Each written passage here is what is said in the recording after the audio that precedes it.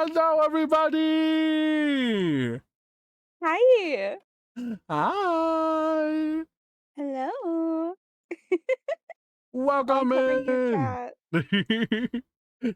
Chat rights Me. revoked. No. Indy_Indigoven says, Happy Pride and happy birthday to Where me. should I be? Should I move? I'm gonna go right here. Yeah, there we go. There we go. Yeah. Perfection. Perfection. Two beauties in the middle. There. Ooh! Happy I'll Pride go and right happy here. birthday, Indy_Indigoven. Obviously, I'm taller Your than you, so special I should day be. during Obviously, Pride Month obviously. is I'm a kidding. double celebration in the Club Honey is 5 Arcade. feet tall. Let's spread love, Honey joy, speaks in and third person now, positivity I as guess. we honor you and the Yeah. LGBTQ plus Am I community. too small? May There your we go. day Oh, be yeah. filled with fun, laughter, and gaming adventures. Obviously, we both need to be in thighable view. Exactly. That's thigh. It's fantastic. Thighs. Summit888 says, Hello. Oh, I love this setup. It's so cute. Hello! Right, here, let me put this. We'll put yours right there. And then I'll put mine on the side of it. My little worm. Hello, Summit888. Welcome Let's to the Club go! Arcade.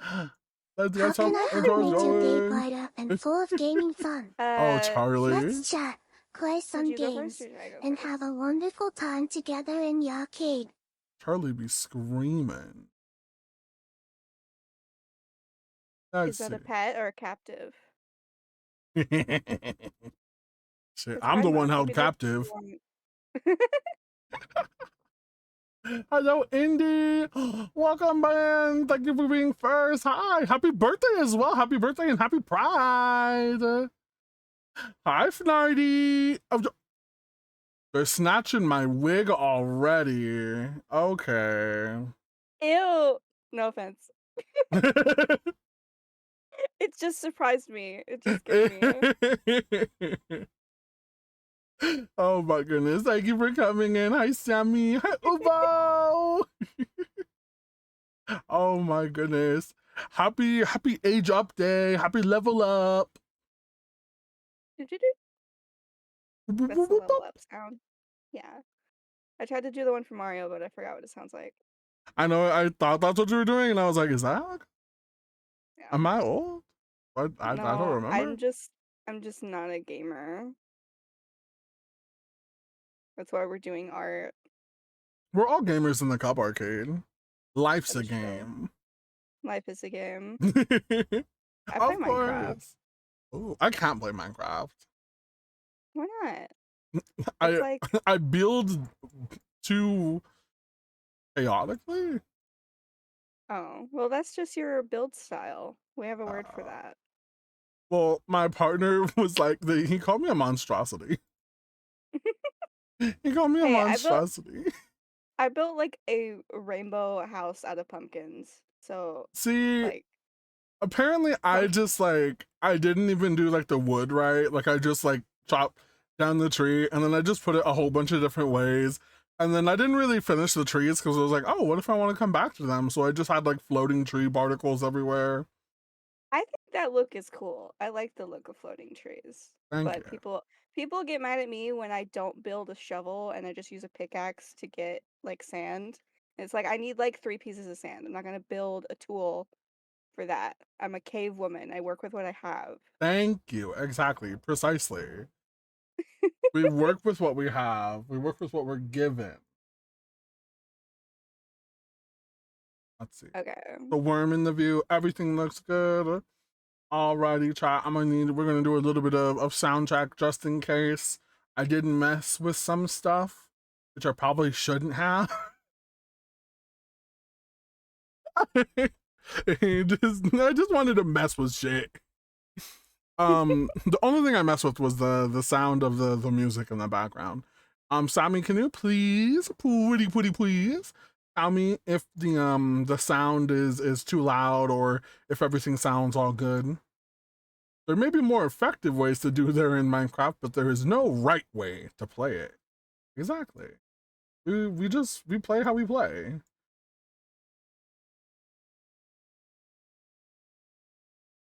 That is Ba ba ba. fantabulous. Sound check. Ba ba ba. Ba ba Ababa, ba. ababa, ababa, ababa, ababa, ababa, ababa. Why is everyone so curvy? This isn't fair. Even the Hi, worm. Panda. Even the worm. The worm is curvilicious. Curvilicious. Is it a gummy worm or is it just a worm? Yeah, I call it a gummy worm, but that's up to its owner. That's fair. Hi, weeb. Well, welcome in, everybody. This is the amazing HoneyBSprinkles. Hi, and this is the amazing Chewbacca. Hello, Chewonky. Chewonky Chewonky. I'm now. sorry. Was there a rebrand that Ooh, I was not there privy to? is. There is. I Oh am yeah, now the chunky yet funky Chewonky. I love that. It's yes. I'm living, I'm laughing, and I'm loving. We love that for you. I'm have become the Chewonky. Um for some reason I find it more enjoyable for myself. I don't know why. I just I all right. mean, Chewbacca was kind of like a reference name, so now you can be free of that. You Exactly, don't have to be exactly. a Star Wars reference now. Precisely, precisely. It's why I was like, that was just to get me in the door. Yeah. And now that I'm all the way through, because I was such a big person, I'm just like, hi. I enter the room titties first. I really do. I do. They be bouncing. They be booping. Over here built like a goddamn stick bug. Oh, I know that. That's a twink. Good job, good job. I'm learning. Would you like to introduce yourself, honey? My name is HoneyBSprinkles. The B stands for something different every day. Today it stands for bouncing boobalicious boobies. Bouncing boobalicious boobies. How Booby sprinkles. bodacious. It also stands for bodacious. That's I don't know what to draw. Anyway, I am your host from the channel Sir News Network, which is my stream like theme, where I have game shows and uh cartoon programming and all that stuff, but it's just you watching me do that stuff because I'm the host with the most and I want to do everything. period. I am a pansexual polyamorous woman. What else is there about me? I'm an artist, like Chiwu. Artiste. More than me. I just throw I just throw blocks onto a screen and I'm like, there. That's pixel art, babe. That's like a whole thing. I'm not any good at it. I just did my first pixel art the other day. Oh, I need to see. I need to see this. Okay. Hold on. Um, let's see. I did like a bunch of sprites. Which one's the most boobalicious? She's the Let's most see. boobalicious. Let's see. Oh my god, I'm living, I'm laughing, I'm loving. The mouth? Hello? My friend Okay. my friend is making like a mod for something that has pixel sprites. Mm-hmm. So she was like, just make me like 6 bodacious babes. It's like, sure. Kinyobi. Actually, I was actually going to try to change it to that, Kinyobi. I was actually going to try to change it to Chuwu and then Baka with a K. Was that taken? Uh, and the person would not answer me. Aw. I so no. I bought Twitter Premium so I could message them Oh my because they god. wouldn't accept me. That is so rude of them. And That then, happened to me. My Twitter handle is sprinkle_honey because honey sprinkles was taken. And that was before the B was added. well, they changed their So name. Like the original person who who was Baka with a K, they changed their name. They're no longer Chubaka with a No longer using K. it. Their name is Churio, like a Cheerio, but like Cheerio, something Oh. like that. But I was like, yeah, if you're not using it, like I would really, I would like it if I could, maybe, perhaps, maybe. And Yeah. I waited like a few weeks, and I was like anxious, and I like looked up, and I was like, okay, I don't want to seem like I'm stalking at this point. Or just take it. Just say you didn't know. Well, Just if lie. I would have only had it on here and on like I would have only had it on here, and I would have had it on Twitter, but not on TikTok, not on Instagram, because they still had it. Oh, I see. And so I wanted a name where I could have it every social platform. That is so Um fair. and it kept bugging me that my friends were like, "Oh my gosh, I tried to tag you in this, but I forgot that's not your name on Twitter." Mm. And I'm like, "Yeah, it's been like bothering me for some time." So then I had been thinking about this name or something very very similar, which was it was between this name and Plushie. Ooh. So just plushie with ooh. But I believe Plushie was taken on a few other platforms, and they weren't even the same people. So I was like, oh hell no, I'm not going through that. I can't even get one person to respond to me. Um, but I found Chewunky was available on every single platform. So now I am Chewunky on here, on Twitter, on Facebook, on TikTok, you name it. I got it. Hell yeah. I was so happy. I was like, hell yeah. It's probably better to Love keep that. something unique to you. Yeah, exactly. I was also like having a little form of I don't know, like anxiety, because I was like, what if people just think I'm like meanie? You're not meanie. I'm just like, it was just like in my head. I'm over here like, what if people just think that I'm like not really like super serious about like some of the stuff that I want to talk about? They're like, oh well, his name is a meme. Oh, Mimi. I heard meanie. Like, think you're mean. Oh no, I mean that too. Shit. Some people think I'm a mean girl. Come on. I'm like, have you met me? I mean, if anybody's gonna be mean, it is like a pink VTuber, but True, true. I no am the shade, no most tea, no honey shade. nails at the first time every time. I feel that Raven Coven has so many variations. It's so frustrating.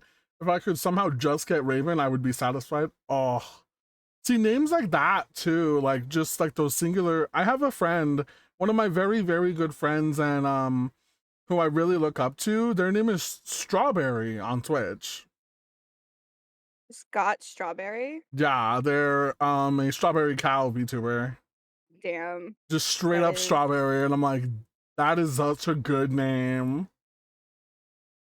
I've realized that having, unless you're like popular enough, having names that's just like items is kind of not great for engagement. Not that the numbers matter, but I've tried to Google myself and it's just like Bumblebee sprinkles that pop up. Oh, thank you, But Uvo. Mean Girl, how you're so friendly. I had like 3 other screen names before I fell in love with Sensually Peppered. I love that. I love that name. that's my girlfriend. Oh my goodness. Happy Pride. I've been saying that for everything that it doesn't even have to relate. It doesn't even have For to have to your do with pride. pride. I just keep saying it. Oh my god damn. I'm something. I don't know who I'm drawing. It's not me. I thought it was gonna be me, but it's not. Who is this Oh, girl? Who is she? she's slay. She's here for your I just pride. she's here for my pride. Which leads us into our questions Hell yeah. of two I'm truths not and one nervous at lie. all. Oh, Do you that's want to my go first, antidepressant or would alarm. you like me to go first? Can you go first? Because I have to take my antidepressant. Yes, take your med. Remember, everyone, please take your meds, drink some water, get a bite to eat if you need to. Gonna be here for a while. Girl, I had so much Wendy's today. Oh, sounds good. I had Chipotle because my stupid ass points were expiring. And I'm like, I'm supposed to boycott you, but I don't want to let my 1,200 points go to waste. I So, mean, they're points. They don't count. You already. so I used them for a free entree. I was like, okay, good. I was like, fuck you, Chipotle. Okay. So for two truths, one lie, I'm gonna do one that I did last stream. So if you know it in chat, don't blurt it out. But I'm hoping y'all don't remember. So my two. Okay, I'm gonna switch it up a little bit. I almost didn't walk my high school graduation. Hmm. I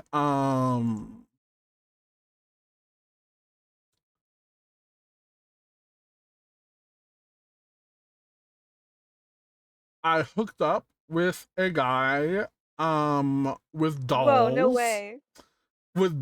involved. Um and I love the Sanrio character Pachaco. You don't strike me as a Pochako girl, but why would you lie about that? Um, I mean, I don't believe that you didn't. Well, it's not that you didn't graduate; it's that you didn't walk. Mm-hmm. Like, hmm. So two of these things. I hope. I'm just curious about the doll thing. I kind of hope it's real, so I can get a story out of it. Um,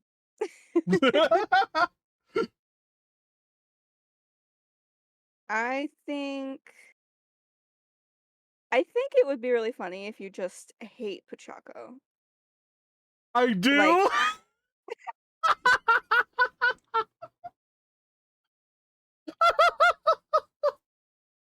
well, I mean, I definitely didn't guess. So the lie is that you love Pochako. The lie is that I love Pachaco. I don't Wow. like that damn dog. He is just a dog, but at the same I, time, he's just a dog. You get what I mean? I know. Shut up, Okay, Raven. you Don't call me out like that. you Raven. need to expand on the doll thing, because as a doll collector, I'm imagining like a Monster High doll, and I'm like, there's no way See, you can that would file be to. cool. I would have no problem with that. I love Monster High dolls. No, they were porcelain dolls.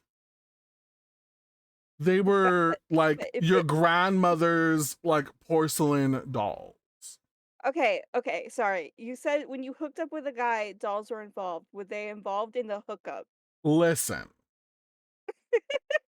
So or were they Raven, you just are there? correct. Raven, you are correct. It was a grinder experience. Um, so I was feeling some sort of way one day. I was very into it. I was like, you know what? I need to find someone to take this frustration off, if we will call it that. For your pride. Yeah, literally. And so I actually have this already. Um, I will. Oh God, you porcelain. So I hate this story so much. I find this guy and he seems cool. Like chatting wise, he's hitting all the boxes. He's a pretty good like flirt. He's, like volleying, bouncing forth, which I like. I'm like, okay, without like being a dick or anything. And I was like, okay, let's go. Okay, I'm starting to get into it a little bit. And so he tells me, hey, I can host, which is like praise the Lord. That is like that is like the gay equivalent of like I don't even know what would that. Paying for the date. Yeah, it's like, oh no, don't worry, I got this, and you're like, oh my god. That is hot. You're like, oh wow, okay, you get it. Yeah, book apartment. I was like, oh. He tells me it's his it's a garage. Oh. I'm like, okay, whatever. Okay, that's cool. We don't need to think about it that much. It's okay. We're just gonna be doing the do. It's not like I'm asking to be in a 5-star resort or anything. It's probably gonna be like 4 minutes anyways, so let's get into it, I guess. Hi, Nero. No, not a new otaku room. I wish. Shit. That would be cool. I would hook up on some Naruto blankets. Shit. We fuck on the Minecraft creeper sheets. The body pillow stays on the bed during sex. Okay, did he turn the dolls around or something?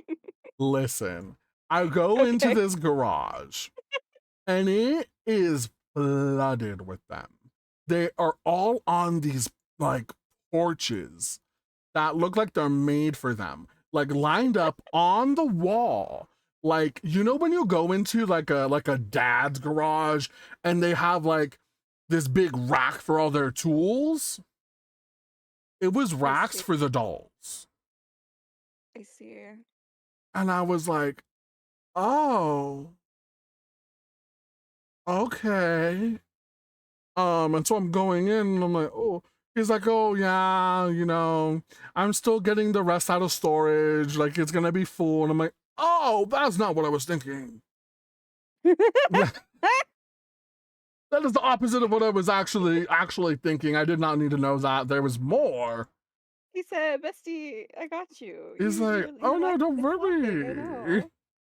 It's like he was embarrassed that he did not have the rest out. Yes, Raven, the rest. I was like, oh. So that probably should have been my first one, but I was just like, can I deal with this? And I was just like thinking to myself, and I'm like, can you deal with this? Like, is this okay? Is everything all right? I'm like, yeah, we got this. We've been through worse. So we proceeded. So we started, doing a little. It started to get a little bit better. He had like some decent like foreplay skills. And then he's like, hey, what's your name? And so I tell him, IRL true name, government name. And he goes, okay, 1 second. And he proceeds to pull out a porcelain doll that looks exactly like him. At least it didn't look exactly like you. Oh, I know. I would have been. What? Don't even. I'm vomiting, shitting, throwing up. This is the plot of a horror. Hello, anonymous hopeful. I know. It probably is. Like he got this thing custom commissioned to look exactly like him. And I was like, oh. And then he starts talking with it. And he grabs another doll, which doesn't look like me. But you know, I'm like, okay. He gets this doll, this other doll, and he starts like mimicking what we were doing to each other No. with the No. doll. No. I'm like, oh, yep, that's what I thought was gonna happen. It's that time to play Barbie. Yeah, he did. Oh no. In his defense, he did ask me if I wanted one, in which I politely declined. I said, I will watch. And I said that very reluctantly. I was like, why the fuck did you say that? In courtroom play-by-play, where did he touch you, sir? And Oh. so I'm like, okay, this is normal. This is okay. I'm like trying to reassure myself at this moment. Hello, Jonathan. Welcome to the Cub Arcade. I'm the bear who cares too wonky. It's nice to meet you. I'm so sorry. Such an introduction. I'm so sorry. You have to listen to this story. So he brings out the porcelain dolls. He's doing the do, and I'm not feeling it. And so he's like, I'm ready. And I'm like, oh, I bet you are. At this point, and you know what's like kind of sad?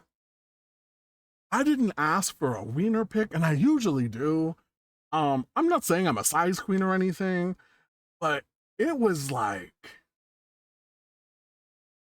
I was like, damn, you have a weird kink. You should at least have a huge cock to make up for it.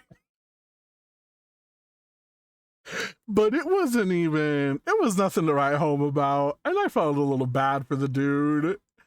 And he grabs, you know those welcome mats, the really rough ones where like you're out in the mud and like you scrape it on it and you hear that nice like, and it like gets it off, like it gets the mud off of the shoe because it's really coarse. He grabs one of those. This thing looks beaten to shit, mind you. And he's like, this is my mat. And he proceeds to hump it. Baby, get out of there. And I'm like, girl, you're in danger. You have to leave. And he tells me, can you please flick my ear and say my name? Y'all will never meet this motherfucker, so I will tell you his full name. Not his full government name, because I don't even know that. But the guy's name was Jordan. I'm like, that's the only thing I remember, is because I was flicking it. And you know when you're like, when you're readying your finger like so hard to flick a bug like off of like a surface? That's how he wanted me to do it. Because at first I was just like, you know, like when you're like doing like, you're messing with something and you're like just gently doing it. No, he's like, no, harder. And I'm just flick. He wants the hard flicks. You gotta disclose that shit, brother. I can't. And him just like, and I'm sitting here and I'm like, Jordan, yeah.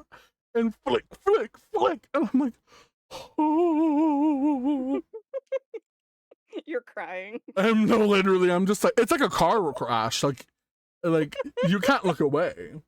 I'm completely flaccid. I've been completely flaccid this whole time. When I walked in, I was like, I'm like, no, I'm nothing. Is it possible to get even like it just even sadder? And so he just shrivels up entirely. And his like climax was like a dog shrieking. Like when like an annoying chihuahua. Me. Like and it went on, and he like, you know, when the like in the cartoons, when people they when people like they're like buzzing out and they're like like they got electrocuted. That's what it was. Ew. And I was like, uh-huh. And then Okay. he gave me the rug and No. says, "Here, do you want to No. go?" No. And I'm like, Okay. no, I'm okay. Why would you fuck I'm a like, dirty rug? Why would I'm just listen. Be into whatever you're into. No shade. Happy Pride, but like that's another person. You know? I guess you did consent to it, but I would Unfortunately. that kind of thing I would just be a little like, if I say no, are you gonna weep? Are you gonna openly cry in my lap? See, so Pennywise, um, I'm like, no, I'm starting. I did the smartest thing. I did the smartest thing. I did that entire encounter. I went on my phone, and if you're an iPhone user, you know you can do this. I swiped down super quick, went to the timer, and I put it for 2 seconds, and then it started to ring. So I did this, and then I see. and it starts to ring, and I'm like, oh shit, I gotta get this. And then I go and I'm like hiding the phone so he's not looking at it. I'm like, oh, okay, no, yeah, I get it. Uh-huh. No, okay, I'll be right there. I'll be right there. I'm like, hey, I gotta go. This has been thrilling, by the way. No, yeah, no, I will definitely keep in contact with you, Mr. Jordan. Of course, with the rug. Uh-huh. With the This is all rug. riveting. Riveting. Love it. Love it. And so I'm like, do I go through here? And I think I'm gonna go through the door. He's like, oh no. That's where my brother lives. In the house. I'm like, oh. I'm like, they're not here, are they? Um, they were there. No, They indeed were bestie. there. He was like, oh no, yeah, that's whose car that is out front. I live with my brother and his wife and their kids. Not the kids. I'm like, and so you just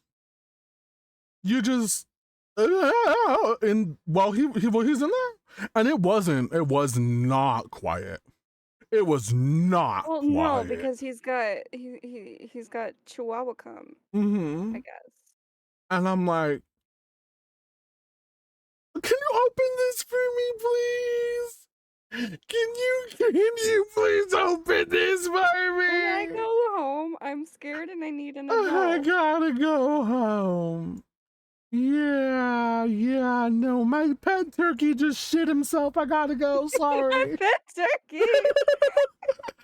I don't know. I said some crazy shit. I think I was like, no, yeah. I think my hamster like threw up and I need to go make sure he doesn't have cancer. I think I said some weird bullshit. Because I was like, I need to get out. So I leave. This is proof that Chihuahu's not a mean girl, because I would have been so cruel to this person.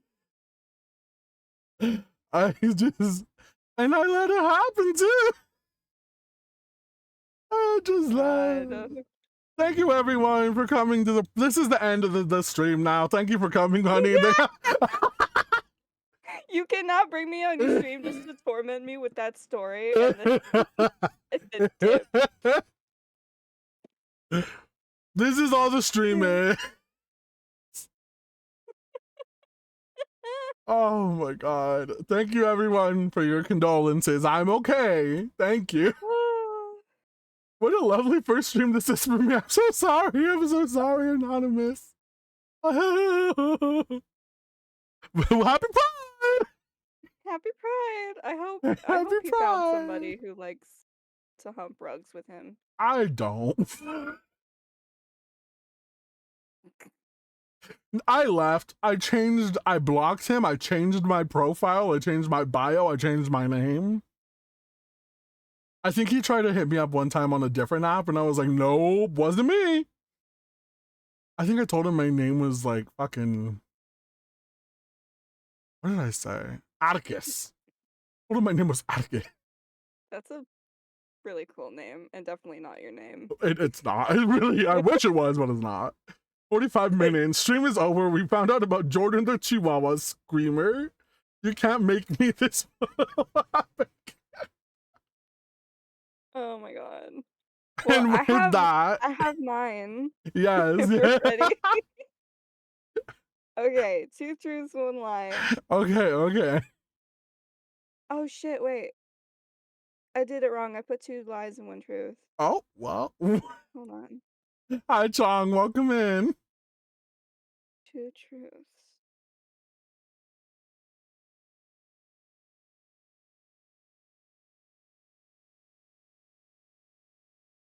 I think I tooted from laughter. I love that. Okay. Okay. I unironically love the Minions. I Okay. have almost drowned out at sea, Okay. and I've been to Disney World 3 times. I know you love the Minions. That's sorry. I'm gonna say the sea. Is the lie? Yeah. That's true. Oh, it's true. Oh, it's Disney World. Yeah, I've never been to Disney World. Neither have I, and I'm a Disney adult. Damn. Damn. It's expensive. It is. It do be expensive.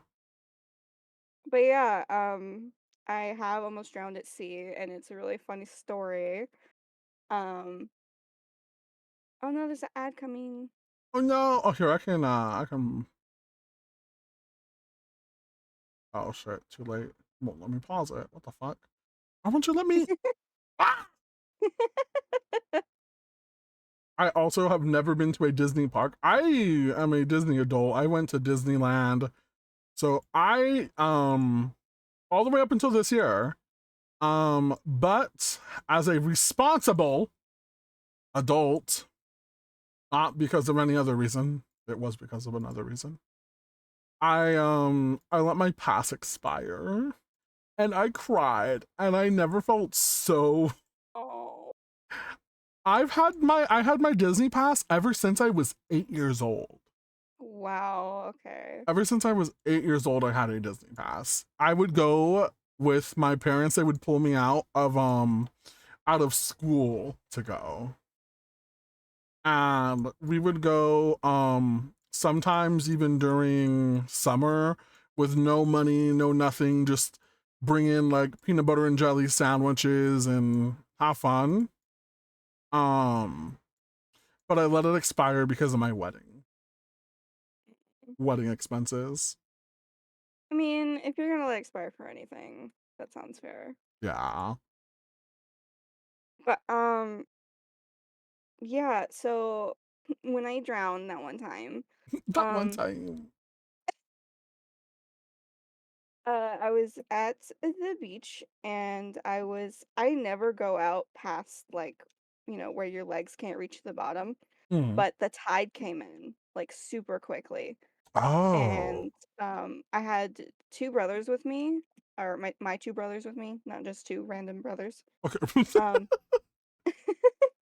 And they were out farther than me. They were, like, out, like, in the water, Mm. and, when the tide came in, they actually got swept out to sea, and we had to call the Coast Guard to come get them. Um, Oh. but my fight or flight kicked in the weirdest way, Mm. where all day long I had this song from the radio stuck in my head, that one that's like, uh, it's like a Friend Zone song with Marshmello and Anne Marie. Mm. Um, the ooh, ooh. Anyway, um, that song was stuck in my head all day. So when the tide came in and it started pulling me backwards, um, I like instinctively my all my thoughts just went away and it was replaced by that song. So I literally had no room in my brain to panic. So I just went into survival mode. Mhm. Um and I dug myself down into the sand while the waves like crashed above me, and I like crawled myself, like I couldn't breathe or anything, but I was still like crawling my way to the shore. And I was away from any other people, Mhm. which was a bad idea. Uh and so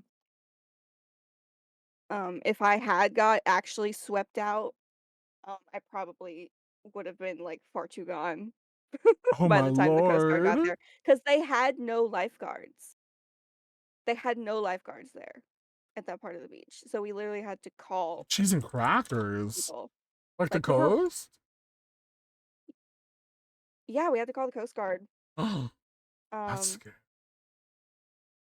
but I ended up, like, coughing up shit tons of water and stuff. And it's, like, not traumatic for me because I had no thoughts while it was happening. It's just a Mhm. fact. It's just a fact of my life that I can recount with no trauma. Oh my But, lord. by the time I got to the shore, my brothers were still, like, far out to sea, and we could only see them because one of my brothers is a bit of a bigger, pale fella, Mhm. so he was just like this little white dot on the horizon. Oh my gosh. That Yeah, is, oh my lord. it was scary. And that's not the only time Yeah. I've almost drowned. The other time I was in Florida and my grandpa was trying to teach me how to surf, and I fell off the surfboard, but I had that like ankle attachment thing, Oh and I fell yeah. right into like a school of jellyfish, Yeah. like the kind Oh that sting. shit. But And I freaked out that I let all my air out and I was like, but I wasn't actually in any trouble because I had the ankle strap on. But yeah. so yeah, that's my short, sweet story about almost drowning. I mean, there were no dolls in it, but Yeah. I'm glad. I do have a doll story, but I mean, Oh. well, Yeah. so um I went to go stay with my this is a short story, Hmm. but and then we can do actual questions. Um but I went to go stay with my great grandparents for Mhm. a weekend or whatever, and I forgot how long it was, but and my grandma was like, "This is the room you're gonna stay in, because you should have your own bed to sleep in." Because there was a guest room, but then there was also this like little attic room Mhm. with a bed in it. Um, but she took me in there and I instantly had like full body chills. And I'm not even scared of dolls, but for some reason that room just filled me with dread Mhm. because there was dolls, like they were all lined up along the ceiling, like looking down at you. Ooh. And I was like, okay, I'll sleep in here. That's fine.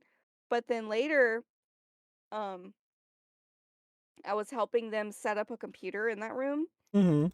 and I went to go plug something in under the windowsill, and I see hundreds of dead, decayed ladybugs, Oh. and my childhood nickname is Ladybug. So I was like, well, this is why I felt so uncomfortable in this room because it's a beacon of death. Yeah. So yeah, Holy I did not sleep in that room. cannoli! I'm glad. It's like not only are because I wasn't scared at all, so I was like, why is it so creepy in here? That's why. So yeah. I well, I'm glad you're still here with us. Thank you. Oh, ow! I just hit the mic. I Oh do my that all the goodness. time. Well, I think we can skip a couple of the rapid fire questions now. Um, we can say, let's say, who was your first celebrity crush? Does it count if it's like a live action kid show character? Yeah, fuck it. Let's do it. Okay. Mo from the Doodle Bops. He's like completely orange and he's a drummer. And I had such a Okay, crush I on know him. exactly who you're talking about. I always thought the pink one. I don't even remember her name. I always thought she was so cunt. They are also cunt. They are so slay. I Honestly. love their outfits a lot. Oh yeah. I said this is very you. I can see this. Because he was so silly goofy. I like a silly goofy man. You know what? You're so real for that. I love that. I love that. Mine was the masked wrestler Rey Mysterio. That's fair. I am not familiar with him. Let me look him up. But wrestlers are like free real estate for Yes. Yes. Free real estate. Free real estate. Ray. Ray what? Mysterio. Mysterio. Not Ray Mystic Messenger. I Oh, I vaguely see it. remember that game in high I remember school. that game because I was playing it and I wanted to romance the only like woman, but Mm. apparently you can't actually romance her. You just like become business partners with her, and I was very disappointed. Aw. R.I.P. R.I.P. Mystic Messenger. I love his tattoo on his stomach that just says Mexican. Yeah. Yeah. What did it? I was like, I like Latino men. Ooh. What is your favorite LGBT themed movie and or show? Oh boy. Not a lot to choose from there. Yeah, Um, unfortunately. I recently watched Nimona, and that's Oh, really that's a good. good one. That's a good one. Yeah. And it can be your favorite like right now too. Like it doesn't have to be Yeah. like I love this forever. Yeah, I think that's my answer. I think it's a pretty good one. That's a good answer. Good answer. Good answer.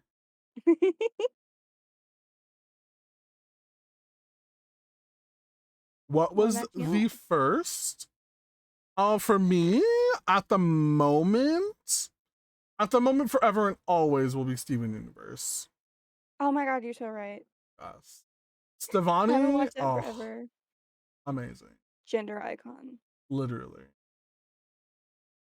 Insert Family Feud clap. You'd think I would have said Steven Universe because there's literally Cyclops, isn't? I was gonna say. I don't know, I forgot. Me and Beloved, which is what I call my partner. Um, I call him my Laffy Saffy, and I'm his Ruby Rider Oh, because I was so born in July, cute. so I'm a Ruby. I'm a Sapphire, Indeed, I think. Yeah. that's why we got along. Saggy gang. What was the first LGBT literature you ever remember reading, seeing, or listening to? So literature, as in like anything. So like if your first like show or movie or song or anything like that, or even a book. Oh my god. Probably like some fucking yaoi anime. Oh god. I can't remember the name of them, but I had like, you know what? It probably was a Yuri anime actually because I Oh, remember I remember being like 12, 13, watching Yuri anime and being like, I'm such an ally. I'm such I'm an such an ally. ally. Literally watching like two high school girls just fucking snog each other for like 2 hours straight, and I'm like, yep, this is what straight allies watch. This is what straight allies watch. You are the Yeah, epitome of allyship. literally. So it's Steven probably Universe like is so Soccer to Kiss or something. good. I love that. I think mine was what was it? I think it was Glee. Pretty sure. Pretty sure. I never watched Glee, but I did listen to like a season of it because my sister was watching it, like on her iPad Mm-hmm. next to me for like a summer straight. So I did listen to one of the seasons, not on purpose. All the homies hate Rachel Berry. I'm not gonna say that. I don't know if Rachel Berry has stands. Oh no. Apparently she was a bitch. Oh, Even the actress who played damn. her, what was her name? I don't even remember. But apparently people didn't even like her. It's like, damn. I will always remember the very first episode of Glee. Rachel Berry, the character, sent what was her name? It was like Sunny something. Sent the only other singing competition in that show to her to a crack house. Damn. And I was like, what? Steven Universe was so influential for me growing up. It was the first show I saw that made me feel like I wasn't bad for being queer. Period. Aw. With that, let's move into a little more personal, a little more touchy feely. When is a moment that you felt truly proud of your identity? Every day.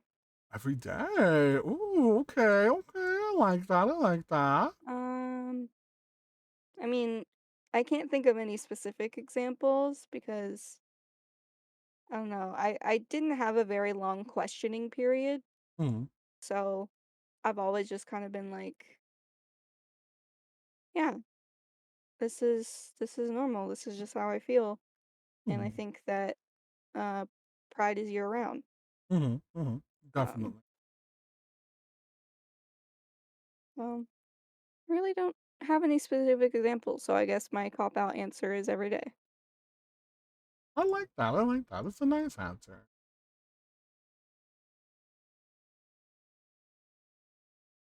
Who has been somebody in your life who has been the most supportive in your journey? My mom.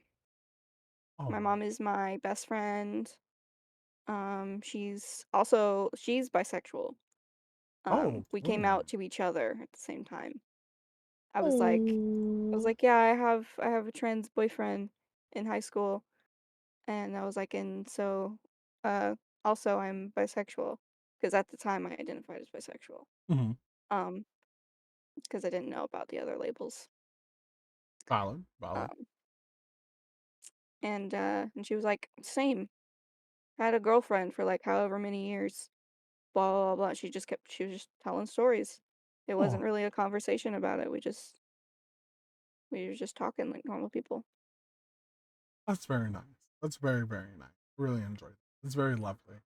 Yeah, yeah, Yeah. Uwo. Very lovely. I'm proud when I discovered that people fear fear me.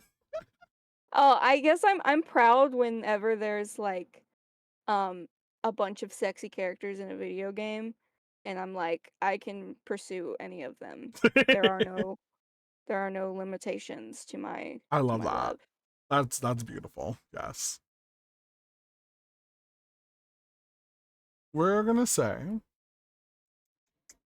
mm, well, I guess this one you've already kind of stated, but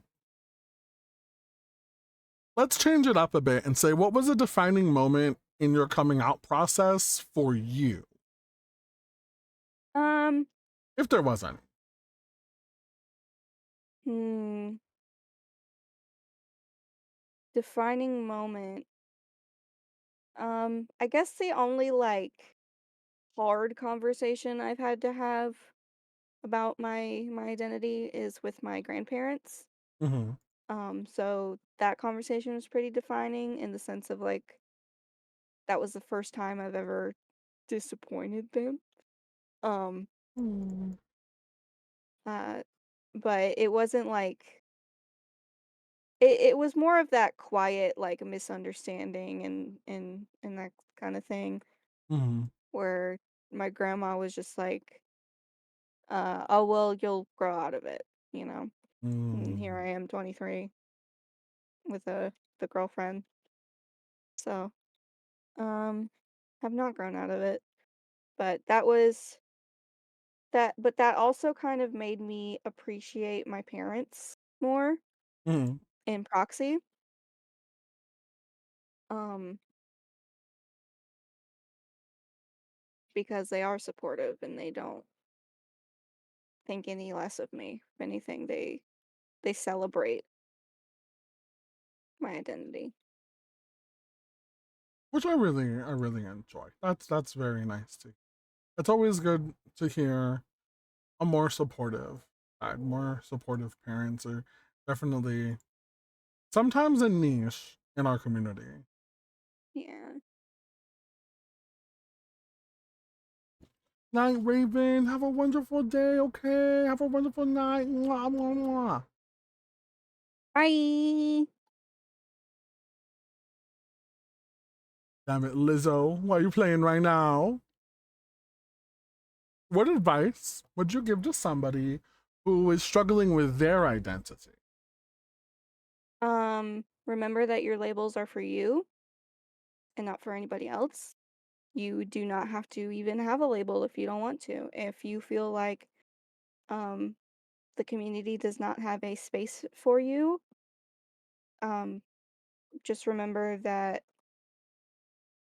it's supposed to be for you. We're not supposed to be using labels to section each other off into little parties, into little groups where we ostracize each other if we don't understand them. Um, like I identified as bisexual for a long time, now I identify as pansexual. Some people would assume that that's the same thing. And to me, it can mean the same thing. If someone calls me bisexual, I'm not going to be upset because it might mean the same thing to them. And as long as it's getting across that I love who I love, that's all that matters to me. Um, so if you feel like there are no labels out there that fully encapsulate who you are, it doesn't have to mean that you're not queer or that you're not queer enough. It just means that, you get to make your own place in this space. And anybody worth your time is going to be okay with that. Period. Hi CJ, how you doing? I really like that. It's a very, very nice. Very, very it's comforting in a way where even if somebody may be struggling, you're kind of like giving them an opportunity to explore too. Because they don't Yeah. need to label anything.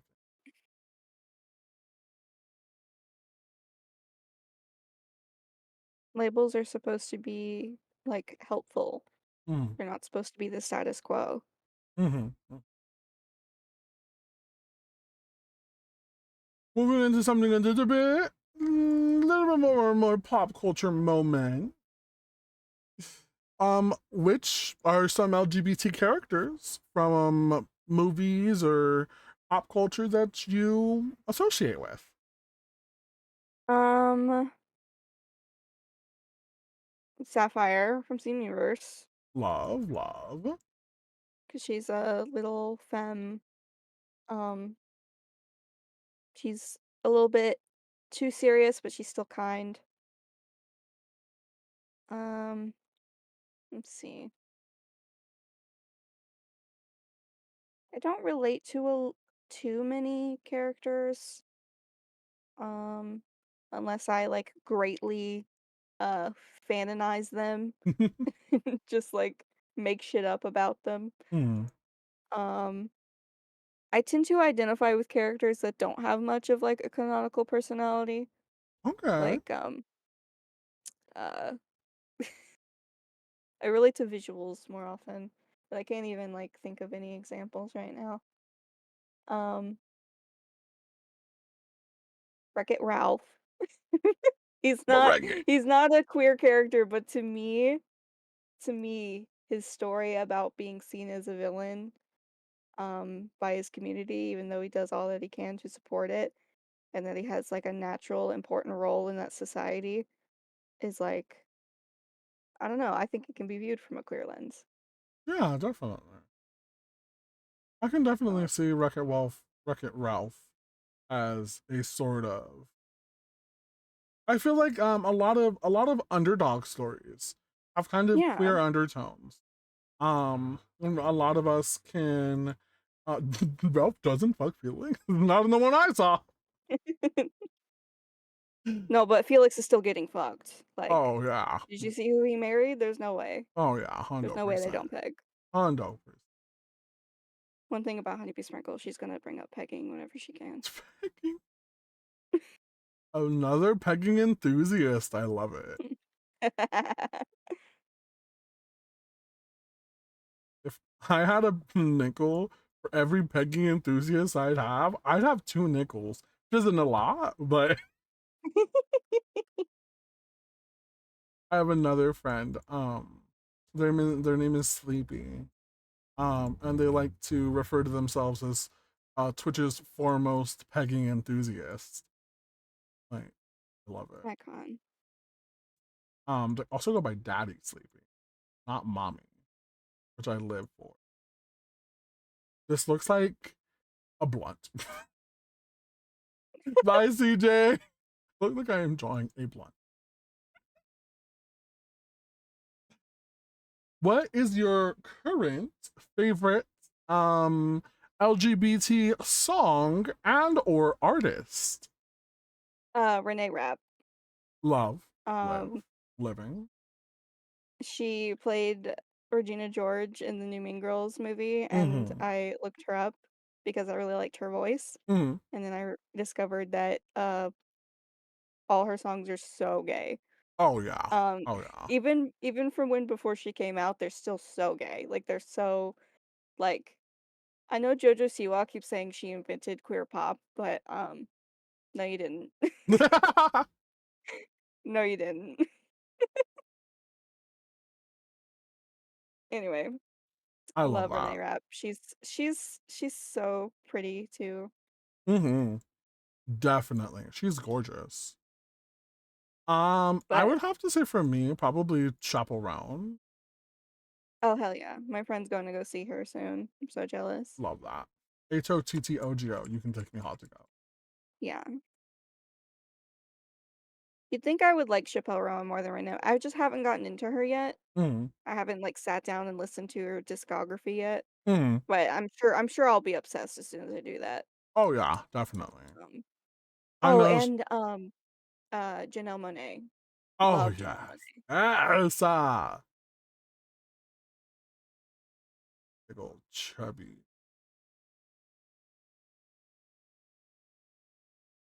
Now I've got Hot to Go stuck in my head. I love that for you. I'm so glad I did that. um apparently one of Chaperone's like icons and everything um is a drag queen. Oh yeah. Oh yeah, I love Trixie Um Mattel. oh yes, love Trixie. Trixie and I I have not listened to Lana in a minute. I listened to Trixie's renditions of most of the Lana songs that I do listen to. Next up we have okay, so this one is a little it's a little weird because I thought this was a good question, but that's because I know a few different coming out stories. but I have now realized that not many people do know others coming out stories and stuff. So I might delete this one, but it's hey, this is our second interview, so we're still workshopping. But whose coming out story has inspired you the most? And if you don't know any, what do you believe makes for a quote inspiring unquote coming out story? Um, I don't know if this is controversial, but I don't particularly find coming out stories inspirational. Not that they're bad or not necessary or anything like that. I just find it sad that we have to have coming outs. And that's okay too. We can Um, you can go into that as well. I I can't think of any I mean, there is my friend Town. Their name is Town. Mm. They're a DID system. Um and they came out as trans in high school, and what inspired me about that is that they actually reached out for help in that regard, and they Ah. didn't do it alone. Mm. They reached out to their therapist and had somebody in the room with them when they did it, just in case, Mhm. just to have that support. And I think that reaching out for support is a very brave thing to do with anything. Mhm. Um, I don't think that makes you a weak person or, um, you know, incapable of doing things on your own. Mhm. But as far as like, I don't know, I don't think about that and be like, oh, I think I'm proud of them, but Mhm. I don't feel inspiration. I Mhm. don't feel like, oh, I'm happy that they had to do that. I don't know. I have a complex feeling about it, but it might just be from my place of privilege of not having to have like a really negative coming out. Um, and I can acknowledge that too. Which honestly, thank you for even admitting that, because some people there are many queer individuals who feel like that they don't have a privilege simply because they're queer, and they kind of negate a lot of the um what is it, um there's a word for it, intersectional, they ignore the intersectionality um Yeah. of our community, which we will kind of we'll get into a little bit later once we get into some more in-depth questionings as well. And if you feel uncomfortable with any other questions, feel free to let me know. You can pause and we can move on to a different question as well. Thank you. Mhm. With that being said, we shall go on to how do you feel about LGBT representation in media? Um, oh, I have my whip out. Nobody told me. Oh, oh my. Ugh! Did I say something wrong? I'm sorry. No, no, no, you're fine. It's just I have my toggle synced to one of my hotkeys from my art program, Oh, so sometimes the relatable. whip just comes out. I, sometimes it needs to come out. I'm not complaining. Um, I think that there's a lot of good rep coming out nowadays. Mm-hmm. Mm-hmm. But I think we could stand to have um more male queer representation in kids programming and more female queer representation in adult programming, because I've Mm. seen a lot of, because I'm an artist, I watch a lot of cartoons. Yeah. um I've seen a lot of women loving women in kid shows, but Mm. like I could not I can name maybe 2 masculine couples. Um, and I think that that stems from, like, "Oh, women are safe." And so Very interesting that you they're brought up that point. Um, because do you feel like certain portions of the LGBTQ, whether it be lesbians, bisexuals, gays, transgender men or women, do you feel like there is a sort of what do you call it? I'm gonna say a comfort zone. That's not the word I was thinking of originally, but do you think it more palatable? Do you think what one is more palatable than the other? I think that producers think that. I think, like, old Hollywood that's still, like, in control of media, Mm-hmm. um, like, because 'cause I've seen a lot of, like, non-binary or gender fluid characters, but I haven't seen a lot of, like, trans characters, like male to female, female to male characters.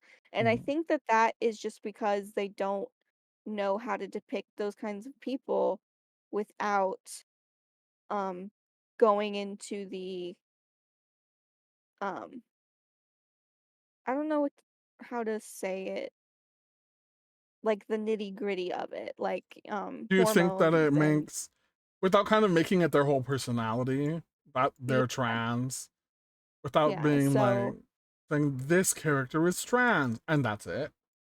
Or yeah, so mhm, for like non-binary characters, they're non-binary if they're using they them pronouns. It's not that simple, obviously. mhm, But that's just, the surface level of it that media producers understand. mhm, mhm. So, um, but at the same time, a lot of these characters tend to be aliens or robots Oh, or, oh, inhuman characters, so they can kind of get away with it somehow.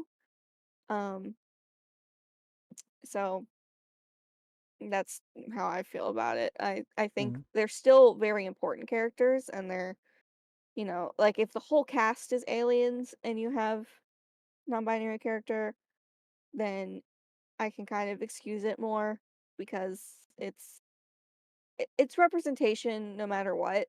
mhm, We'll take what we mhm. can get, but At the shouldn't be same afraid time, to, yeah, yes, ask for exactly. more. Nero says I love Nimona being some really great non-binary representation. Yeah, love Nimona. Mhm. Also, chat if there's anyone in here, if you wanna to voice your opinion as well, this is an open communication system. Even though I am interviewing Honey and they are the main host, we're still having an open conversation during Pride Month. So if you want to voice your opinions, you're more than free to. There may be some that I do read, some that I don't read. Whether I'm just going over it quickly or we're going into different subjects or anything like that. But just to let you know that you are able to voice your opinions and chat with us. Absolutely. I am so ready to learn I think stuff. dogs should vote. I think dogs should vote. If you could remake any movie with an LGBT twist, what would it be? Also, hello, hello, your cat gamer Ash. Welcome to the Cub Arcade. I'm the bear who cares Chewunky. It's nice to meet you. Um, Probably Tangled. Ooh. Because I just think Any that personal reason or? Flynn Rider would be greatly improved if he were a butch lesbian. I'm just saying. I love that. I I'd just like because to. it's the Princess in the Tower story, Mm-hmm. and I just think that that works really well for like a queer retelling.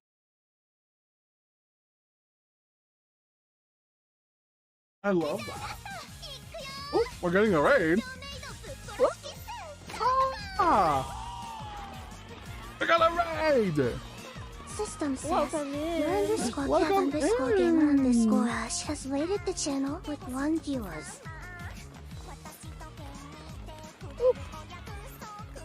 Oh my god, why is Celine Dion in the background? Welcome, Raiders! Hello, hello, hello! Welcome in, welcome in, welcome in. If you don't know who I am, I am the chunky yet funky Chew _gamer Wonky. _ Ash for rating the channel with 1 viewer. And I'm Welcome, HoneyBSprinkles. Raider. Yes! We're delighted to have you join us in the Club Arcade. Let's make this raid a perfectly fun and enjoyable adventure filled with Oh, gaming Charlie. excitement, laughter, and unforgettable moments. Get ready for a meow-tastic time in the arcade. What the meow-tastic. Welcome in, Raiders. Hello, hello. If you don't know who I am, I'm the chunky yet funky Chewunky. I usually play FPS games like Overwatch 2, Apex Legends, Valorant, Fortnite, etc. I'm also partial to other games like Genshin Impact, Grand Kingdom, Cult of the Lamb, Dungeons and Dragons, and Pokemon. I am also a pixel artist. I do pixel art emotes, badges, overlays, etc. You name it, and I'll try and pixel it. I am here with the ever wonderful idol, HoneyBSprinkles. Hello, it's me. We are currently conducting a Pride Chat interview, so feel free to stick around if you would like to be if you would like to be a part of the open communication system for Pride 2024. If you need to go and do any sort of after stream care, please feel free to do so. I promise your community is in very good hands. Whoa, I've never heard that one before, bro. Whoa, dude, that's so cool. It's so crazy. Thank you for the bonk, Neo. Hi, love. How you doing? But if you once again, if you need to run, please feel free to do so. I hope your stream was absolutely amazing. If I have any mods in chat, can I please get a shout out for your cat gamer Ash? I feel like one I would change would be Beauty and the Beast.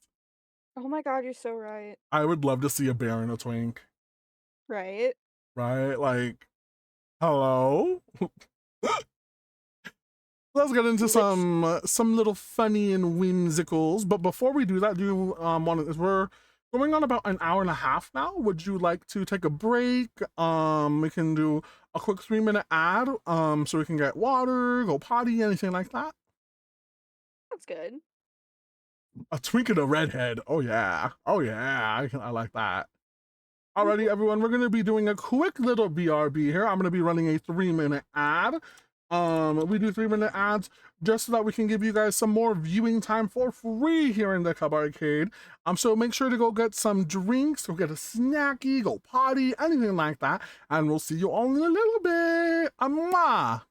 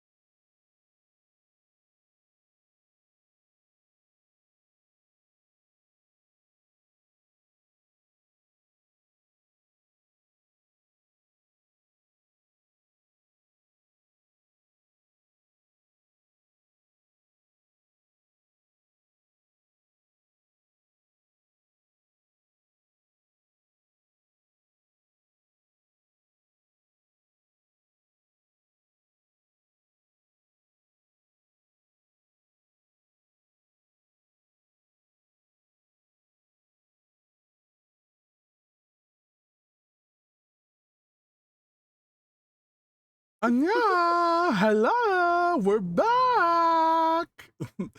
Did you miss us? The world to know on a live show. Burp. Pardon. I mean, excuse me. Pardon me. I'm an elegant lady with excellent manners. That one fan art where you're bald. Oh, did you like that one, Weeb? Oh, maybe. I don't know. I have a lot of fan arts. I have a lot of them. I just got it's not fan art, it's commissioned art, but I'm gonna post it in the Cub Arcade soon.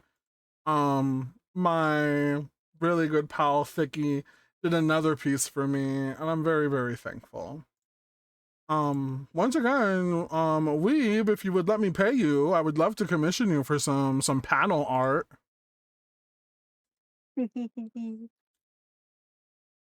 Weeb is amazing. Weeb, maybe have I showed you my pony versions? I don't think so. Weeb made me and Femchu as ponies from Cute. MLP, and they're freaking amazing. Like, Well, yeah, expectations. What happened?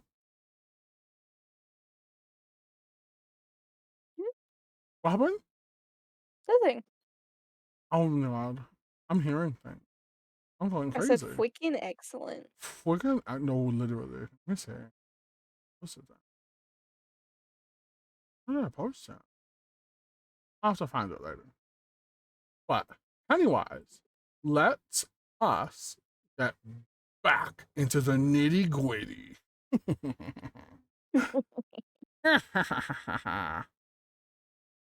So these are a little bit more fun and whimsical questions after we had just kind of gone over some more personal and pop culture ones. But this one, if you were a drag performer, what would your stage name be? Confetti cakes. Ooh, wait, did you come up with that just now? No, I thought about it earlier. I love it. I love it. I was That's a trying to good do something one. with sprinkles, and sweets. Uh-huh. So confetti cakes, like cake as in booty. I love it. That's excellent. That's beautiful. For me, I would have to say Annie Quinn Starwalker. I feel like that's a good one. Hello, Oh, hello, yeah. Gosh Show. Welcome to the Cub Arcade. I'm the bear who carries Chewunky. It's nice to meet you. Hello. Gosha Show! Oh my gosh. Love Gosha Show. Hello. If you could be any character in a movie and or book, who would you be and why? Oh lordy. Also, just so you don't get freaked out, I'm putting your art on full display because I finished my sub badges. Okie dokie. Let me work on it. I have no idea. Probably some sort of um what's that one called? Some sort of protagonist from a Yuri manga. Like a fantasy Yuri manga. I Ooh. can't think of any examples right now, but um I love fantasy. Um but like not like in the military, in the army as a knight fantasy. Like I don't want to worry about her dying in the war, you know. Just want to be like a little merchant's wife I for got that. I fantasy. got that. That's very, yeah. Or I would just be like the dragon. Oh, I love that. That's even more 10 out of 10.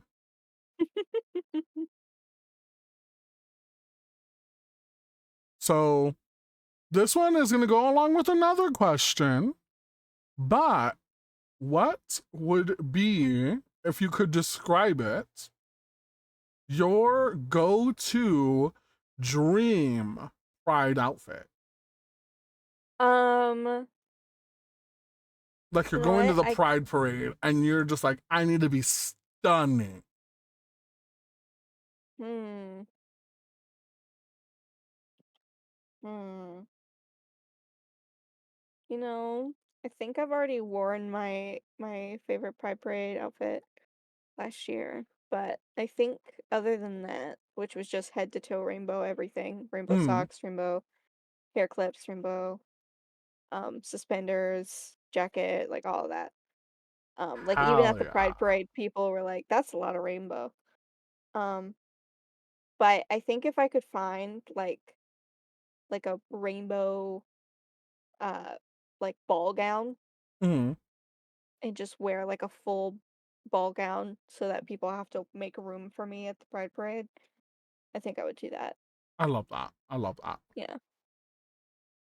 Like full paint splatter or ombre or something just all over it with a If you, corset so my boobies pop. oh yes, make the boobies boobying. Yes. If you could live in any fictional universe, where would it be and why? Hmm. Man, I'm really bad at these pop culture questions. Um, think It could even be hmm. your own. Oh. Burp. I mean, excuse me.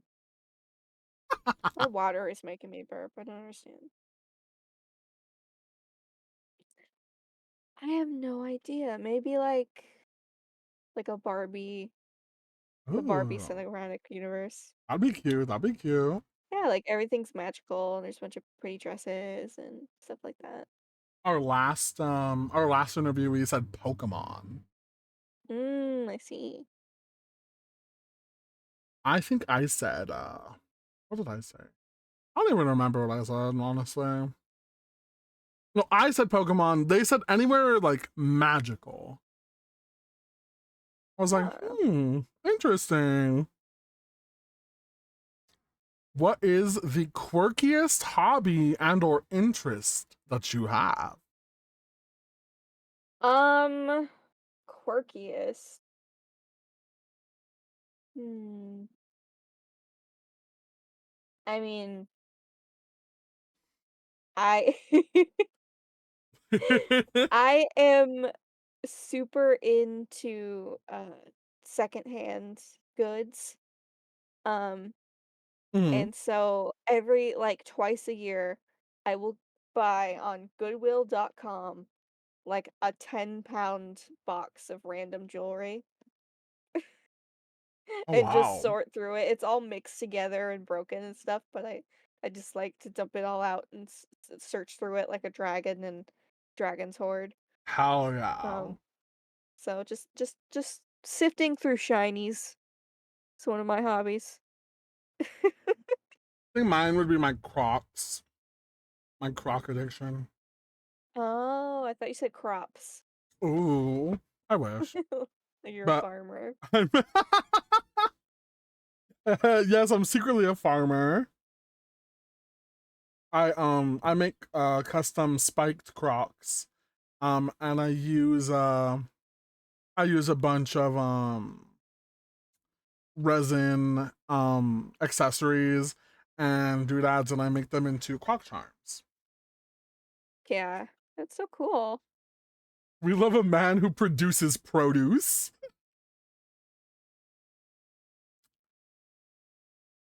If your life were a musical, what would the title be? Um, hmm,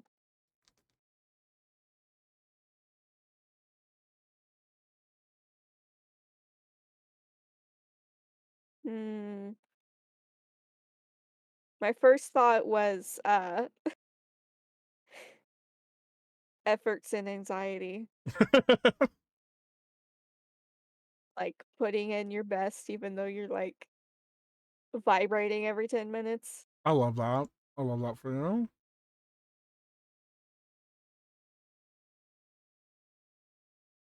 I'm just glad you didn't make me come up with a song. Honestly, I was going to, but I was like, you know what? Let me not put too much pressure. Would you like to sing a song? No.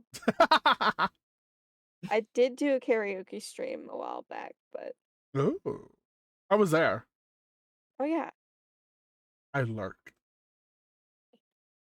Also, in addition to this, the question every gay must answer: what is your favorite musical? Razia's Shadow. Ooh, go on, go on.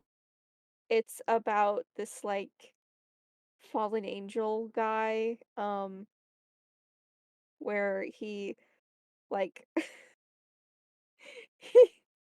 it's a two-part musical where the first part is about the angel guy and the second part is about the fallout of his actions, Hmm. like hundreds of years later. Um, so the first part is this guy, he's he was a very like talented angel. He was very good at what he did. Um, because all the angels had little jobs and stuff. But then this like evil hot spider man was like, "You should fuck up your society for me." And he was like, you got a good point."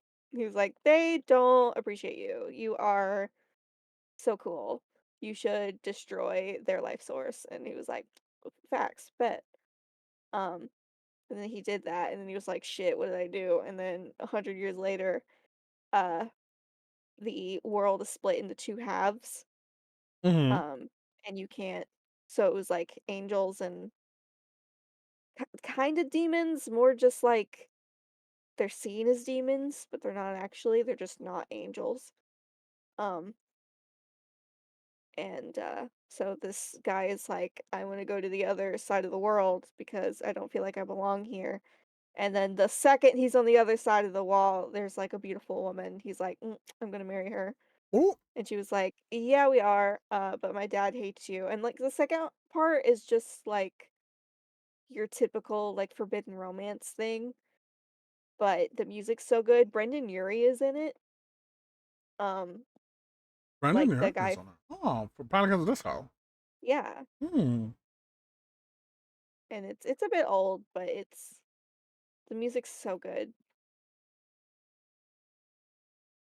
It has some of the like the best love songs in musicals. I also love the the Frankenstein musical.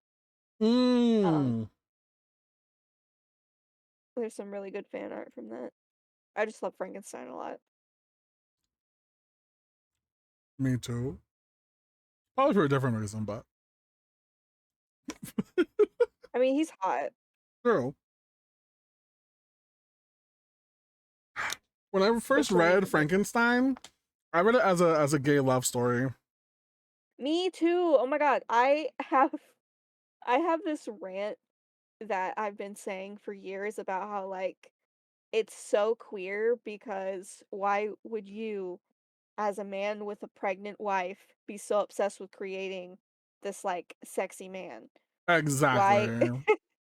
like in the story they say that he goes around like finding the best male parts from each Mm-hmm. corpse. So that means there was like an afternoon where he was looking at dicks, like which one's the best dick. Exactly. Like this has to be the best stick I've ever laid my hands on. And I need it on this man that I am Exactly. creating.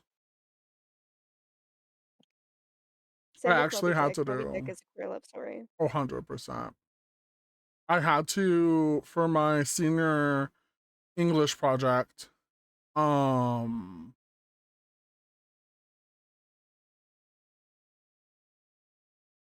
oh, my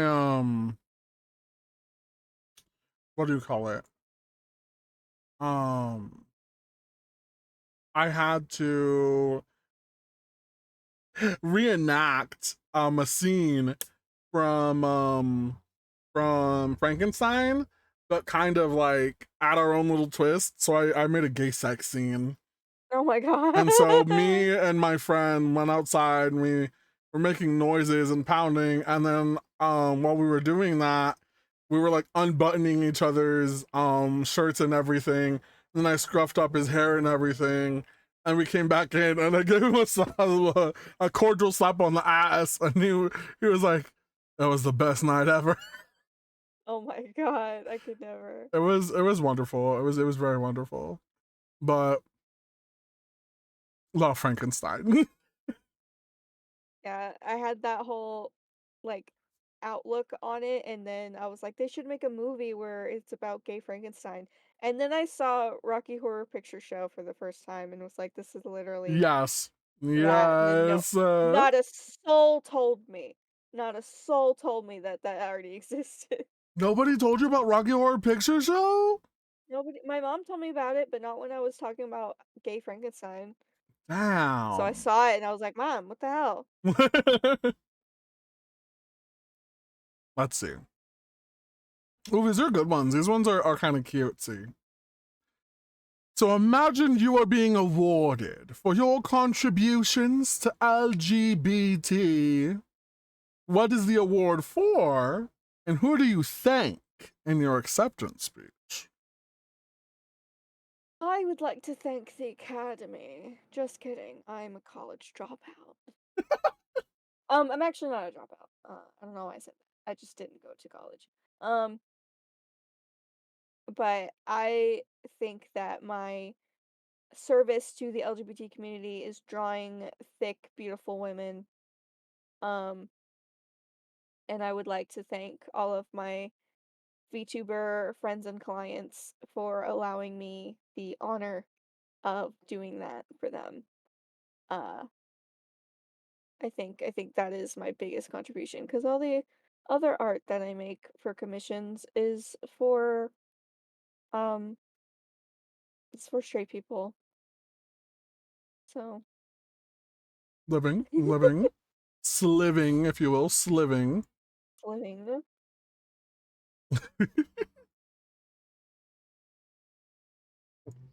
Let's see. That's a good one. I like that one. If you could assemble a dream team of LGBT activists, who would it be and why? Hmm. Bernie Sanders. Okay. Like he was in the trenches back in the day. Hmm. Um, why can I not think of any other activists?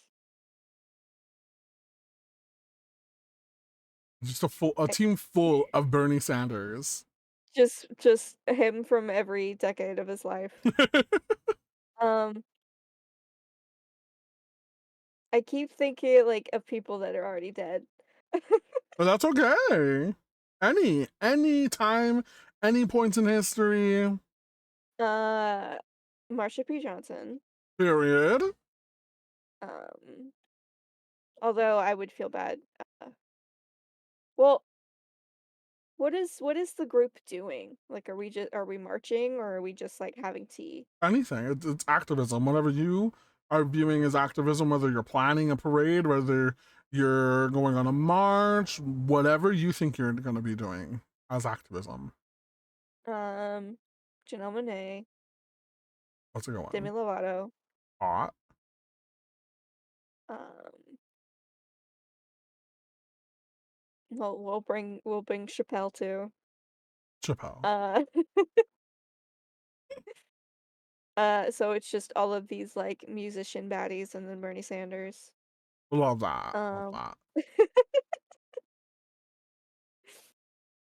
I think that's my answer. Hmm. Interesting. Interesting. A bunch of pop stars, Marsha P. Johnson and Bernie Sanders. Very interesting. All right. This is just telling me that I need to brush up on my activist history. Alrighty. Create a new LGBT holiday. What are you celebrating and how do people observe it? The new LGBT holiday is HoneyBSprinkles Day, and you give me presents and let me peg. Well, I'm just kidding. there it is. You heard it here. Happy Honeybee Sprinkle Day. Get in line. Uh, no, but I do love a gift-giving holiday because I love to give gifts.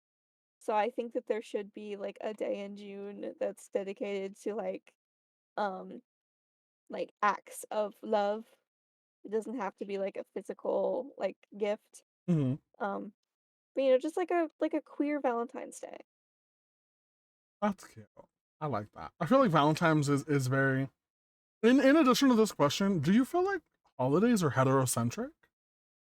A lot of the time, yeah, there's, um and very gender normative where it's, like, gifts for her. Um, I think that, straight people, you should get your boyfriends flowers. I think that would actually make them really happy. Did you know the only time straight men will receive flowers for most of them is on their funeral bed? That's really sad. It's very sad, actually. Many men in general, actually, they never receive flowers. It's either a corsage, or a boutonniere, the boutonniere. Oh my God, Sal, welcome in, Raiders. Hi. It's such a sad topic to come into. Oh my God. Quickly, move on. Move on, move on, move on. Hi, Raiders. Hi, Raiders. Hello. Welcome in, Sal. Hi, how are you, love? How are you doing? How are you doing? Welcome in, welcome in, welcome in. I am with the gorgeous idol, HoneyBSprinkles. System says.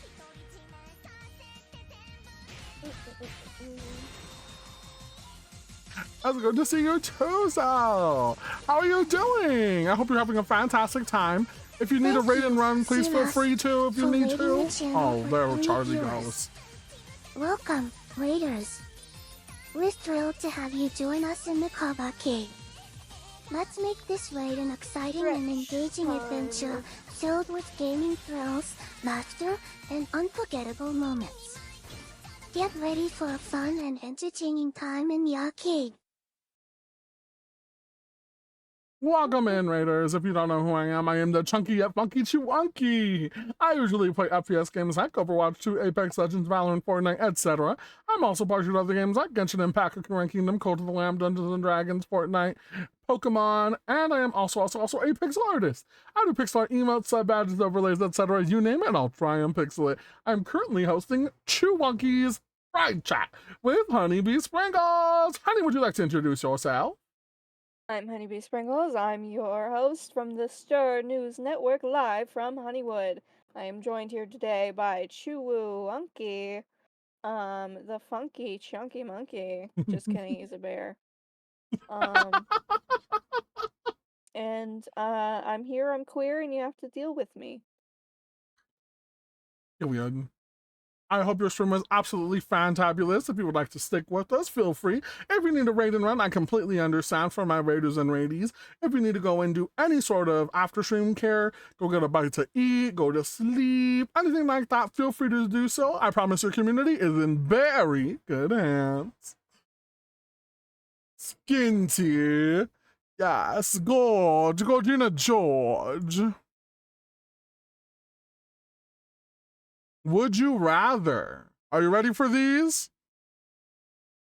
Maybe.